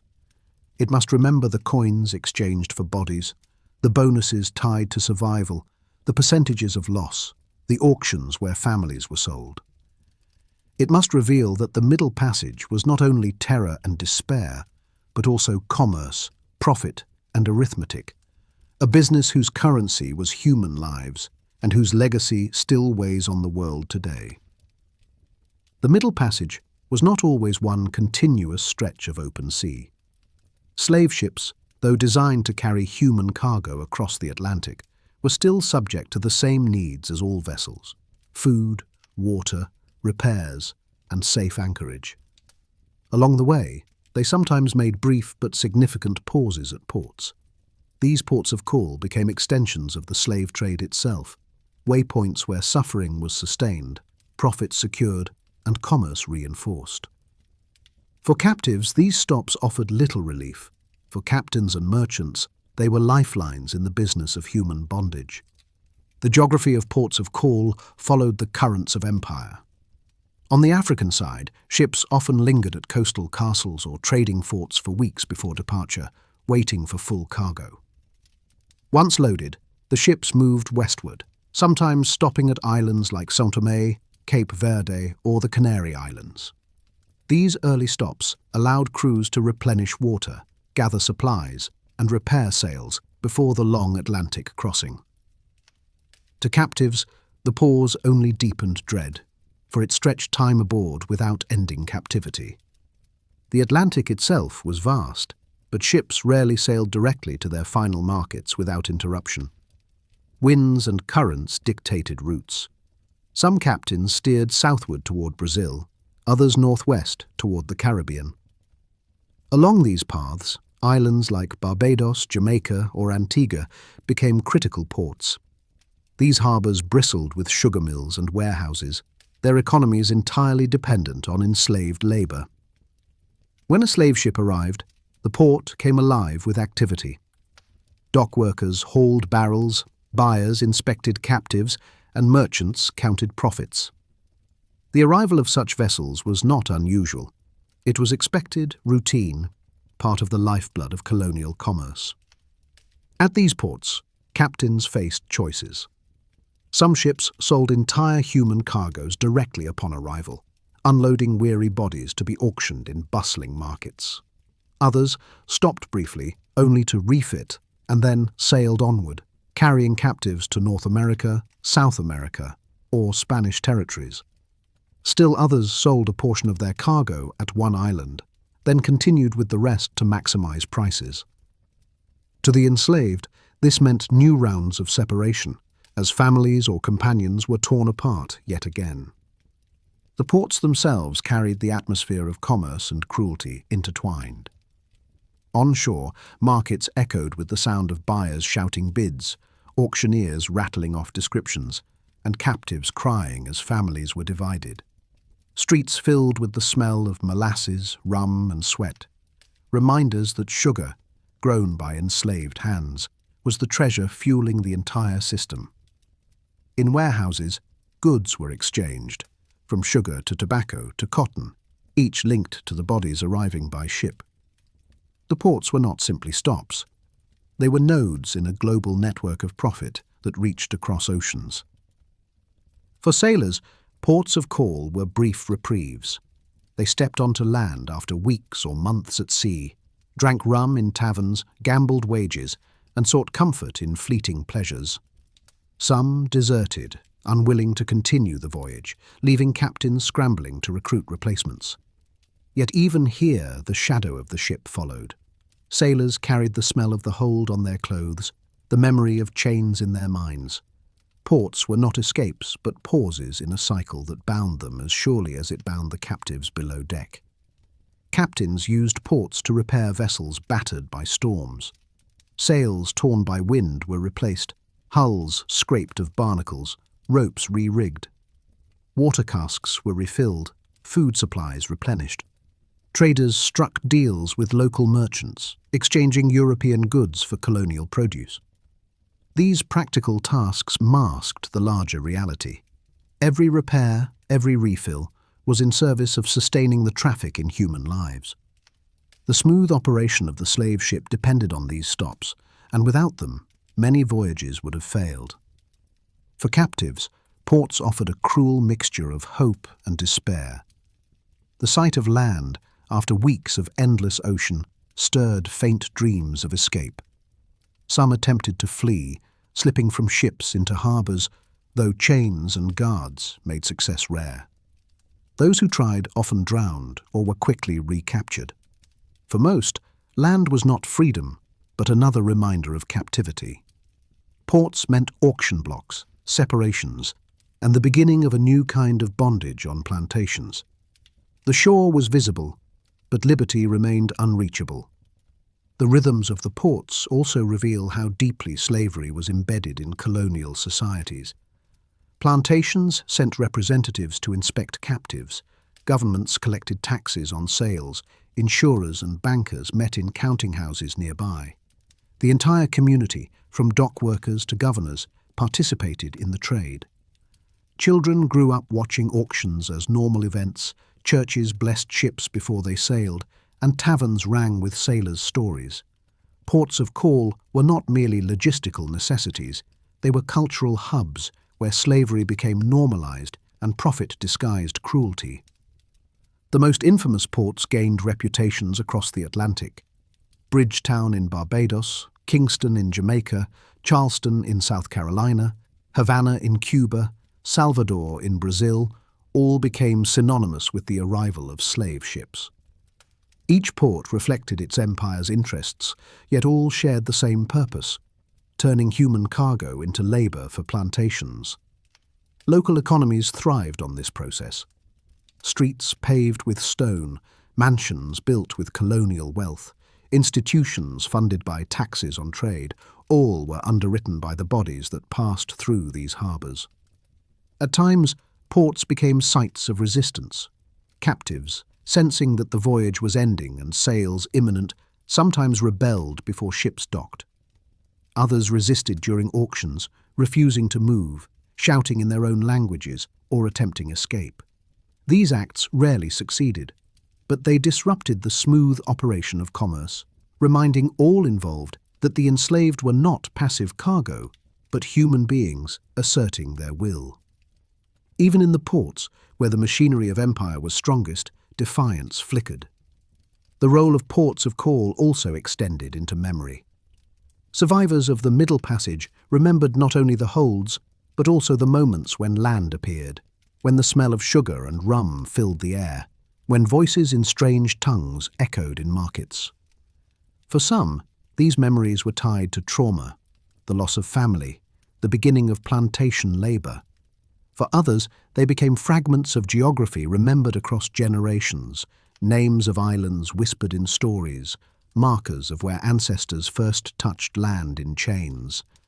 The ports remind us that the slave ship was never isolated.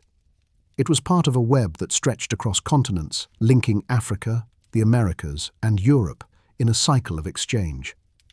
To imagine the ship only at sea is to miss the harbours that sustained it, the markets that welcomed it, the towns that profited from it. Ports of call were the arteries of the system, pulsing with commerce, carrying not just goods, but ideologies that justified slavery as normal, necessary, profitable. Sex may feel fleeting, wars may scar nations, dynasties may endure for generations, but the story of the slave ship must pass through its ports. They were the doorways where human beings became merchandise, where land offered no freedom, where entire societies were built on the buying and selling of lives.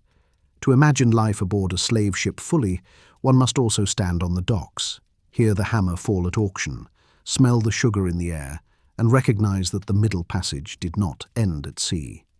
It ended in ports that turned suffering into profit, and profit into empire. The voyage across the ocean ended not in freedom, but in a marketplace. For the men, women, and children who survived the capture, the march, the barracoons, the chains, the disease, and the smell of suffering. The final stage of the Middle Passage was the auction block. It was here, on docks and in town squares, that human beings were paraded, inspected, and sold as property. The auction block was the place where the machinery of the slave ship delivered its profit. It was also where the deepest indignities of enslavement were made public, witnessed not in secret holds, but under open sky. When a ship arrived in port, the captives were not immediately marched to sail. They were often held in warehouses or outdoor pens, washed in seawater, rubbed with palm oil to make skin shine, and given slightly better food to restore some appearance of health. Traders knew that bodies presented for auction needed to look strong, even if weakened within. In some cases, grey hair was dyed black, wounds covered with grease, teeth examined and cleaned like those of livestock. This preparation was not care but commerce, another layer of disguise to mask the toll of the voyage. The auctions themselves varied from place to place but shared common features.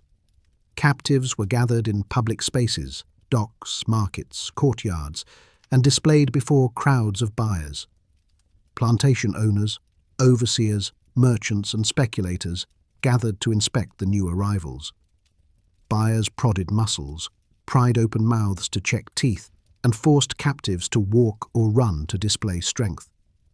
Women were examined for signs of fertility, children weighed for future potential. Every part of the body was subject to scrutiny, every gesture reduced to an indicator of price. The bidding was loud, impersonal, and relentless. Auctioneers shouted starting prices, buyers raised hands or called out offers, and the crowd buzzed with commerce. To the captives, the noise was overwhelming, alien tongues pronouncing their fates while they understood little or nothing. Families were split with a word, siblings sold in different directions, mothers torn from children. Tears, screams, and desperate embraces filled the air, but the auctioneer's hammer silenced all. When it fell, another human life was transferred like property, another family shattered for profit. Some sales were scrambles, where buyers rushed into an enclosure and seized captives directly, paying a flat fee per head. In these frenzied moments, chaos reigned. Buyers grabbed whoever looked strongest, dragging them away, while weaker individuals were left behind. Scrambles stripped away even the pretense of dignity, reducing people to commodities distributed in bulk. Others were sold through more orderly bidding, but the outcome was the same: separation, commodification, erasure of identity. Prices fluctuated with age, sex, and condition. Young men fetched the highest prices, valued for strength and endurance on plantations. Women were often sold for less, but remained highly sought after for labor and reproduction. Children were the cheapest, but their youth made them investments for the future. Illness, injury, or visible weakness reduced prices dramatically. Buyers calculated value not in humanity, but in years of labor a body might yield. Profit, not compassion, determined who was wanted and who was discarded. Those who could not be sold faced grim fates. Some were sold at heavy discounts, others left to die in warehouses, and some were abandoned entirely. The trade recognized no obligation beyond profit. A body that could not work had no value to the system, and so it was discarded like spoiled goods. The cruelty of this logic revealed the heart of the system. People were wealth, and when they could not produce wealth, they were treated as waste. For the captives, the auction block was a crucible of despair. The voyage across the Atlantic had been endured together, a fragile community formed in chains. On the block, that community was torn apart piece by piece. Those who had shared whispers, songs, and prayers in the hold were scattered across plantations and towns, never to see one another again. For mothers, the sale of children was unbearable. For men, the separation from comrades compounded grief. For all, the auction was the moment when slavery became permanent, when hope of return to Africa grew dim. The crowd itself revealed how deeply slavery was woven into colonial life. Auctions drew not only buyers, but curious onlookers. Townspeople gathered to watch, some out of interest, others out of habit. Children grew up witnessing these scenes, learning that human beings could be bought and sold like animals. Markets bustled with vendors selling food, drinks, and goods alongside the sales of people. The auction block was not hidden. It was part of daily life, normalized, integrated, and accepted. Yet even in these moments of ultimate degradation, resistance flickered. Some captives refused to cooperate, collapsing to the ground, forcing buyers to drag them away. Others shouted in their own languages, crying out names of family or gods, preserving identity in defiance of erasure. Some struck out, attacking buyers or guards, though such acts were swiftly punished. Resistance could not stop the hammer from falling, but it kept humanity alive. It reminded all that these were not objects, but people who endured even when stripped of power. For sailors and captains, the auction marked the end of a voyage. Payments were collected, accounts balanced, profits calculated. Investors back in Europe awaited their share.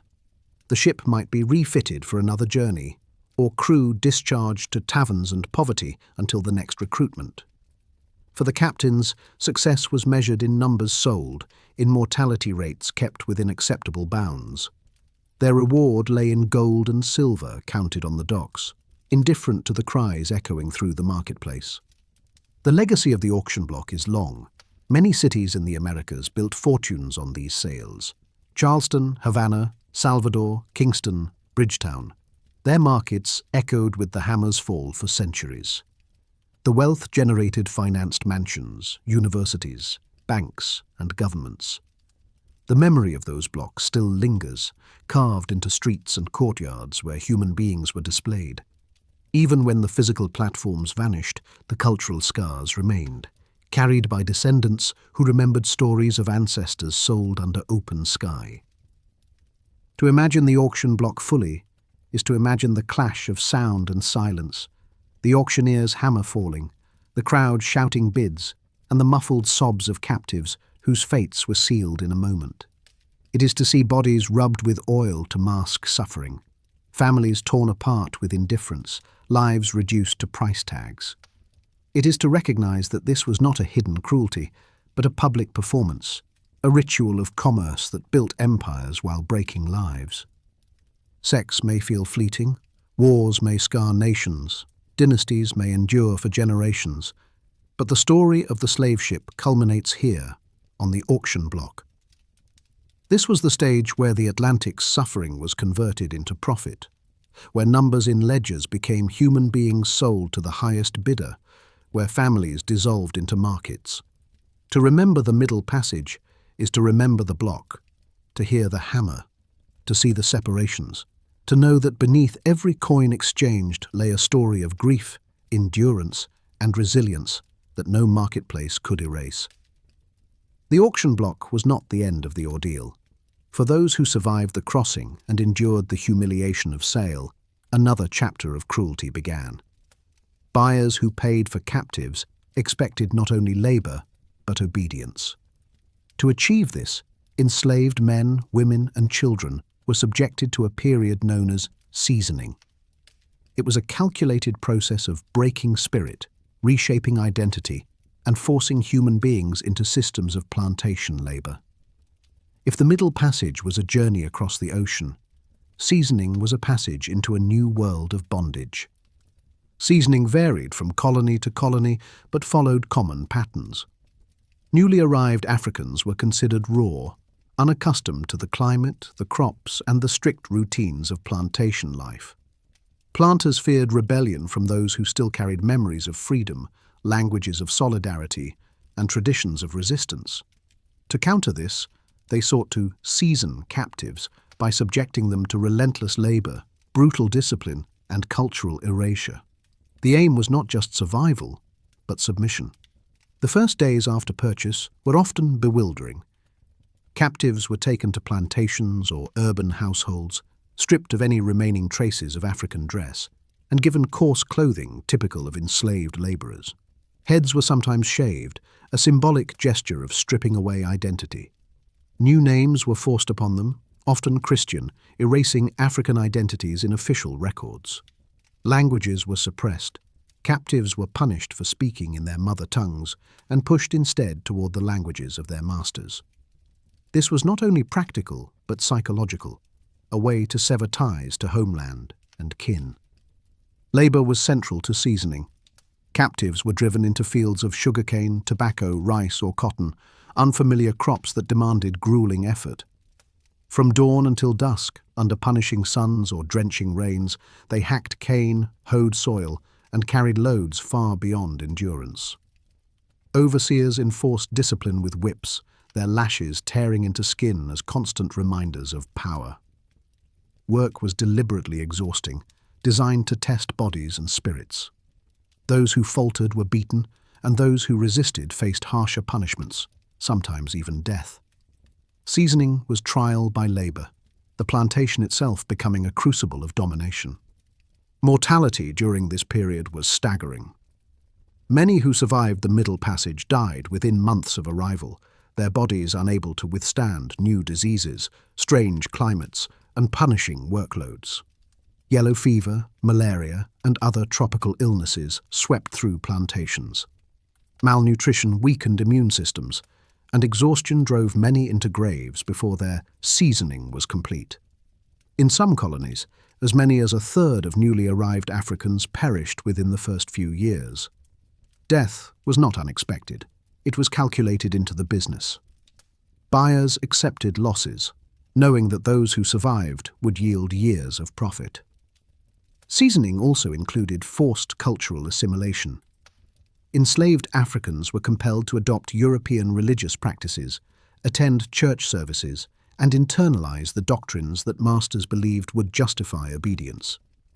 Drums and dances, central to many African cultures, were banned or restricted, for planters feared they could be used to organize revolts. Yet, even in suppression, culture endured. Africans preserved rhythms in handclaps and foot stomps, carried oral traditions in whispers, and adapted religious practices into syncretic forms that blended Christian imagery with African spirituality. In this way, seasoning sought erasure, but often sowed transformation instead. Women faced unique trials. In addition to field labor, they were often forced into domestic service, cooking, cleaning, or caring for children of their enslavers. Many were subjected to sexual exploitation, bearing children who inherited enslavement. Seasoning for women thus included not only physical labor, but the constant violation of autonomy over their bodies. Their resilience lay in acts of care for one another, in raising children under impossible circumstances, and in preserving fragments of culture through song, food, and ritual. Children, too, were seasoned. Though often assigned lighter tasks at first, they were quickly drawn into the labor system. Some were trained to work alongside adults, others molded for domestic service. They absorbed the lessons of discipline early, learning through the lash and through the silence of parents who could not protect them. Yet children also became carriers of survival, adapting quickly to new environments, learning languages, and bridging generational gaps between African-born captives and those who would be born in the Americas. The process of breaking was not always complete. Many Africans resisted seasoning by fleeing, joining maroon communities in forests, swamps, or mountains. These communities, built by escaped enslaved people, preserved African languages, customs, and independence, surviving as living symbols of defiance.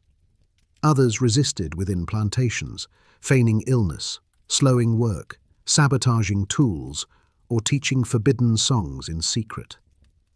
Even as masters claimed success in seasoning, the endurance of resistance showed that identity could be bent but not fully erased. For enslavers, seasoning was essential to maintaining control. Planters wrote manuals on how to discipline, train, and manage newly arrived Africans. Overseers were chosen for cruelty as much as efficiency, their whips feared as much as storms. Churches preached obedience, laws reinforced domination, and governments turned a blind eye to brutality. The entire system was organized to transform captives into compliant laborers, to make the transition from African to slave as complete as possible. Yet beneath this facade, enslaved people carried memories, resisted assimilation, and reshaped cultures in ways their oppressors could not predict. The legacy of seasoning is immense. It was the crucible in which African cultures and European domination collided, producing new identities in the Americas. Out of forced assimilation came Afro-Caribbean religions, African-American spirituals, Creole languages, and cuisines that blended African traditions with colonial contexts. Seasoning was meant to erase. Instead, it transformed, creating cultures that carried memory and resilience through centuries. For the survivors, the scars of seasoning never faded. They bore whip marks on skin, trauma in minds, and grief in hearts. Yet they also bore songs, stories, and traditions that outlasted the brutality. They raised children who inherited both the trauma and the strength. The system sought to create laborers without identity. It produced instead communities with identities forged in struggle. Sex may feel fleeting, wars may scar nations, dynasties may endure for generations. But the story of the slave ship does not end at the port, or even at the auction block. It extends into the plantations where seasoning sought to break bodies and spirits. To imagine the Middle Passage fully is to imagine not only the crossing but also its aftermath, where those who survived faced new ordeals and yet endured. Seasoning reveals the cruelty of systems that saw profit in suffering, but it also reveals the resilience of people who refused to vanish, who carried memory and culture into the future, and whose survival reshaped the world. The Middle Passage swallowed millions into its depths, but some survived. Those who endured the chains, the stench, the auction block, and the brutal process of seasoning carried with them memories of the slave ship. These memories, though scarred by trauma, became powerful testaments. They were preserved in oral histories, written narratives, and cultural traditions. They remind us that the story of the slave ship was not only one of suffering, but also of survival, testimony, and endurance. Survivors' memories are the fragments of light that allow us to see into the darkness of the holds. For many, memory began with capture. Survivors recalled the violence of raids on villages, the burning of homes, the cries of families torn apart. They remembered the march to the coast, chains biting into ankles, the barracoons where strangers from different tribes were held together. These recollections carried not only pain but also geography. Rivers crossed, forests traversed, coasts glimpsed for the first time. The ship itself became a defining image, tall masts against the horizon, the smell of tar and salt, the dread of boarding into the unknown. The hold was etched deeply into memory. Survivors spoke of the suffocating darkness, the chains that cut into skin, the cries of the sick and the dying. They remembered the smell. A smell so powerful it defied words, clinging to memory long after landfall. They recalled the groans of timber, the slap of waves against hulls, the clink of iron. They described the bodies pressed so closely together that movement was impossible, the constant dampness, the sores that festered in filth. For many, these memories were nightmares that never faded, relived in silence, shared only when courage or necessity demanded. Some survivors spoke of resistance. They remembered songs whispered in darkness, prayers lifted to ancestors, revolts attempted despite chains. They recalled those who leapt into the sea, seeking freedom in death, their splashes echoing in memory. These recollections carried both grief and pride, grief for those lost, and pride that defiance lived even in impossible conditions. Resistance was not forgotten. It was honored, remembered as proof that humanity endured even when stripped of freedom. Others spoke of arrival. Survivors remembered the shock of land after endless sea, the bustling noise of ports, the strange languages shouted at auctions. They recalled the humiliation of being inspected like livestock, mouths pried open, muscles pinched, bodies rubbed with oil to disguise suffering. They remembered families torn apart in moments, siblings sold to different plantations, mothers separated from children. These memories were scars of division, seared into consciousness, passed down to children who asked why families had been broken. The process of seasoning was also remembered. Survivors spoke of back-breaking labor, of lashes that cut deep, of overseers who shouted orders in alien tongues. They recalled hunger, disease, and the struggle to adapt to new climates and crops. But they also remembered survival, the bonds formed with others, the songs sung in fields, the stories whispered at night. Seasoning was intended to erase identity, but memory preserved fragments of Africa in lullabies, dances, and prayers. Survivors carried these fragments forward, ensuring that something endured. Written narratives provide some of the most detailed memories. Figures like Olaudah Equiano, who published his autobiography in the 18th century, described in vivid detail the horrors of the Middle Passage. He wrote of the stench, the chains, the despair, but also of the resilience that allowed him to survive. His words reached audiences across Europe, fueling abolitionist movements and exposing the realities merchants tried to hide. Others, though less famous, left testimonies in court records, missionary accounts, or oral traditions later recorded by historians. Each voice added another piece to the mosaic of memory. Oral tradition carried memory where writing was denied. In slave quarters across the Americas, stories of the Middle Passage were told and retold, sometimes disguised in folk tales, sometimes spoken plainly. Elders recounted the journey to younger generations, describing the ships, the ocean, the suffering. These stories preserved African names, songs, and lineages, connecting descendants to ancestors who had endured. They were acts of resistance against erasure, ensuring that the Middle Passage would not be forgotten even when plantation owners tried to suppress it. Memory also lived in culture. Songs sung in fields carried rhythms of Africa, echoing the chants of the hold. Religious practices blended African spirituality with Christianity, preserving memory of ancestors across oceans. Food carried traces of memory too, with African crops and cooking methods adapted to new soils. Even language bore the imprint of the voyage, as African words blended with European tongues to form new creoles and dialects.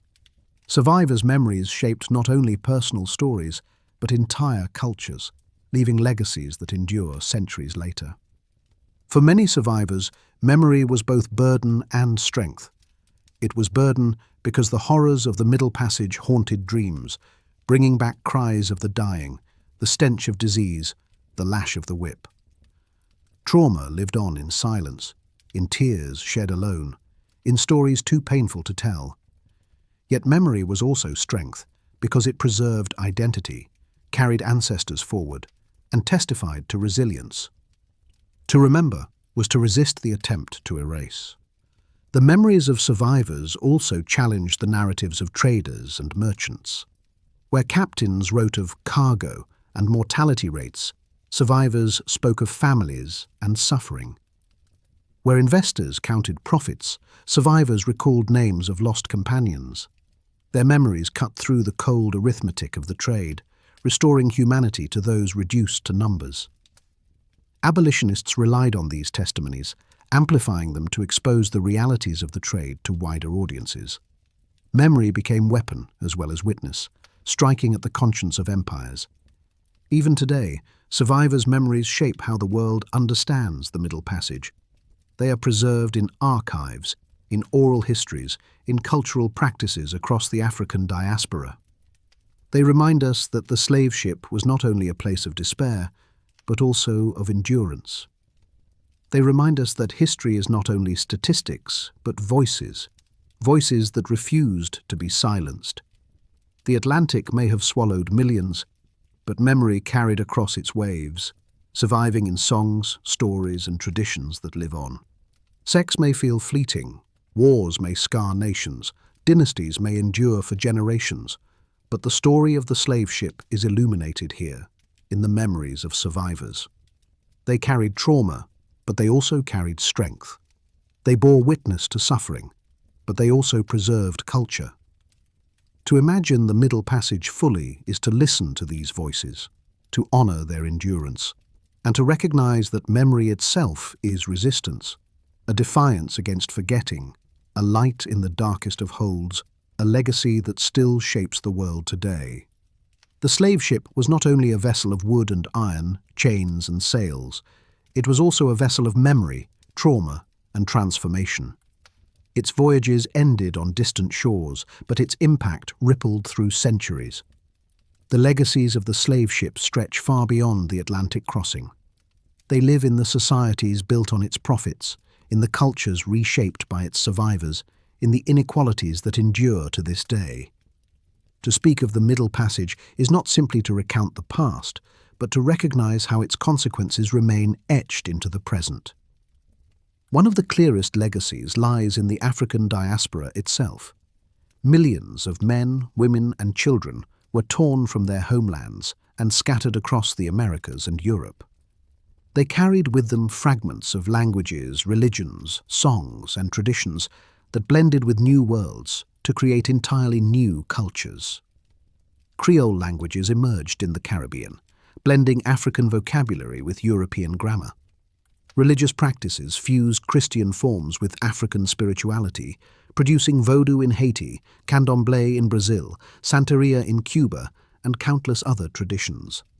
Food, music, and art bore the imprints of Africa, reshaped under conditions of bondage but never erased. The slave ship, intended to strip identity, became instead a conduit for cultural survival and transformation. The economic legacy is equally profound. The profits of the slave trade fueled European empires. Banks, insurance companies, and ports grew rich from the traffic in human beings. Sugar plantations in the Caribbean, cotton fields in the American South, and coffee estates in Brazil produced wealth that financed industrial revolutions, built universities, and paved cities. The prosperity of nations like Britain, France, Portugal, Spain, and the Netherlands was tied directly to the slave ship. Across the Atlantic, wealth flowed upward, while lives were ground down. The modern world's economic structures, its inequalities and global patterns of trade, cannot be understood without acknowledging the legacy of the Middle Passage. The political legacies were equally lasting. Colonies carved from the labor of enslaved people grew into nations, their foundations marked by slavery. In the United States, the Constitution itself carried compromises over slavery, embedding division into the nation's birth. In the Caribbean, revolutions erupted as enslaved people fought for freedom, most famously in Haiti, where the descendants of captives overthrew their oppressors and declared independence. The echoes of the slave ship shaped wars, treaties, and movements for liberation. To this day, politics across the Americas remain entangled with questions of race, justice, and memory rooted in the Middle Passage. The psychological legacy was carved into individuals and communities. Trauma lingered in silence, in stories untold, in memories passed down through generations. Families broken by the auction block never reunited. Languages lost could never be fully recovered. Yet resilience also became inheritance. Songs carried sorrow, but also hope. Oral traditions remembered ancestors who had endured chains and storms. The very survival of descendants is testimony that the slave ship, though designed to destroy, failed to extinguish humanity. The legacies of the slave ship are not only historical but contemporary. Inequalities in wealth, health, and opportunity across the Americas trace back to slavery. The systemic racism that endures in many societies is rooted in the dehumanization practiced aboard ships centuries ago. Segregation, discrimination, and violence against people of African descent are not accidents of modern times, but extensions of a system that once treated them as cargo. The ship may be gone, but its shadow stretches across centuries, shaping the world in ways both visible and hidden. Memory itself is one of the strongest legacies. Survivors' voices, preserved in narratives and oral traditions, became weapons in abolitionist struggles. Diagrams of ships packed with bodies shocked audiences in Europe, turning commerce into a moral crisis. Today, museums, memorials, and monuments across the Atlantic world stand as reminders of those who endured the passage. Songs, rituals, and commemorations keep alive the memory of ancestors who crossed the ocean in chains. The act of remembering is a form of resistance against erasure, ensuring that the Middle Passage remains part of collective consciousness. The ocean itself carries legacy. Historians estimate that millions died during the crossing, their bodies cast into the Atlantic. The sea became a vast, unmarked grave, a liquid cemetery stretching from Africa to the Americas. For many descendants, the Atlantic is not only a symbol of separation, but also of connection, a reminder that beneath its waves lie the bones of ancestors. Ceremonies held on beaches or aboard ships today honor those who never reached shore, reclaiming memory from silence. The sea, once a site of trauma, becomes also a place of remembrance. The legacy also lives in resistance. From maroon communities that escaped plantations to rebellions that toppled empires, the descendants of those who endured the Middle Passage carried forward traditions of defiance. Civil rights movements, independence struggles, and calls for reparations all trace their lineage to the resilience first shown in chains. The endurance of those who survived the slave ship planted seeds of freedom that continue to grow, challenging injustice across generations. Yet the legacy is not only resilience, but also responsibility. Nations built on the profits of the slave trade face questions of accountability. Debates over reparations echo in parliaments and courts as descendants demand recognition and restitution. Statues fall, curricula change, and societies grapple with how to honor ancestors while confronting uncomfortable truths. The slave ship forces modern nations to reckon with the foundations of their wealth, to see in their prosperity the echoes of chains and auctions. To imagine the legacy of the slave ship is to imagine not only the suffering that created it, but the endurance that outlived it. It is to recognize that the rhythms of African drums still echo in jazz, blues, reggae, and hip-hop. It is to taste African influence in foods across the Americas. It is to see in faces across continents the evidence of survival against impossible odds. The slave ship sought to erase, but its survivors ensured that memory, culture, and humanity endured. Sex may feel fleeting. Wars may scar nations. Dynasties may endure for generations. But the story of the slave ship lives on in legacies that shape our present world. Its memory is carved into cultures, economies, politics, and identities. Its trauma is carried in silence and in song. Its survivors whisper through generations, reminding us that history is not distant, but alive. To remember the legacies of the slave ship is to honor those who endured, to confront the injustices still rooted in its wake, and to recognize that the ocean between continents is not only a site of sorrow, but also of survival.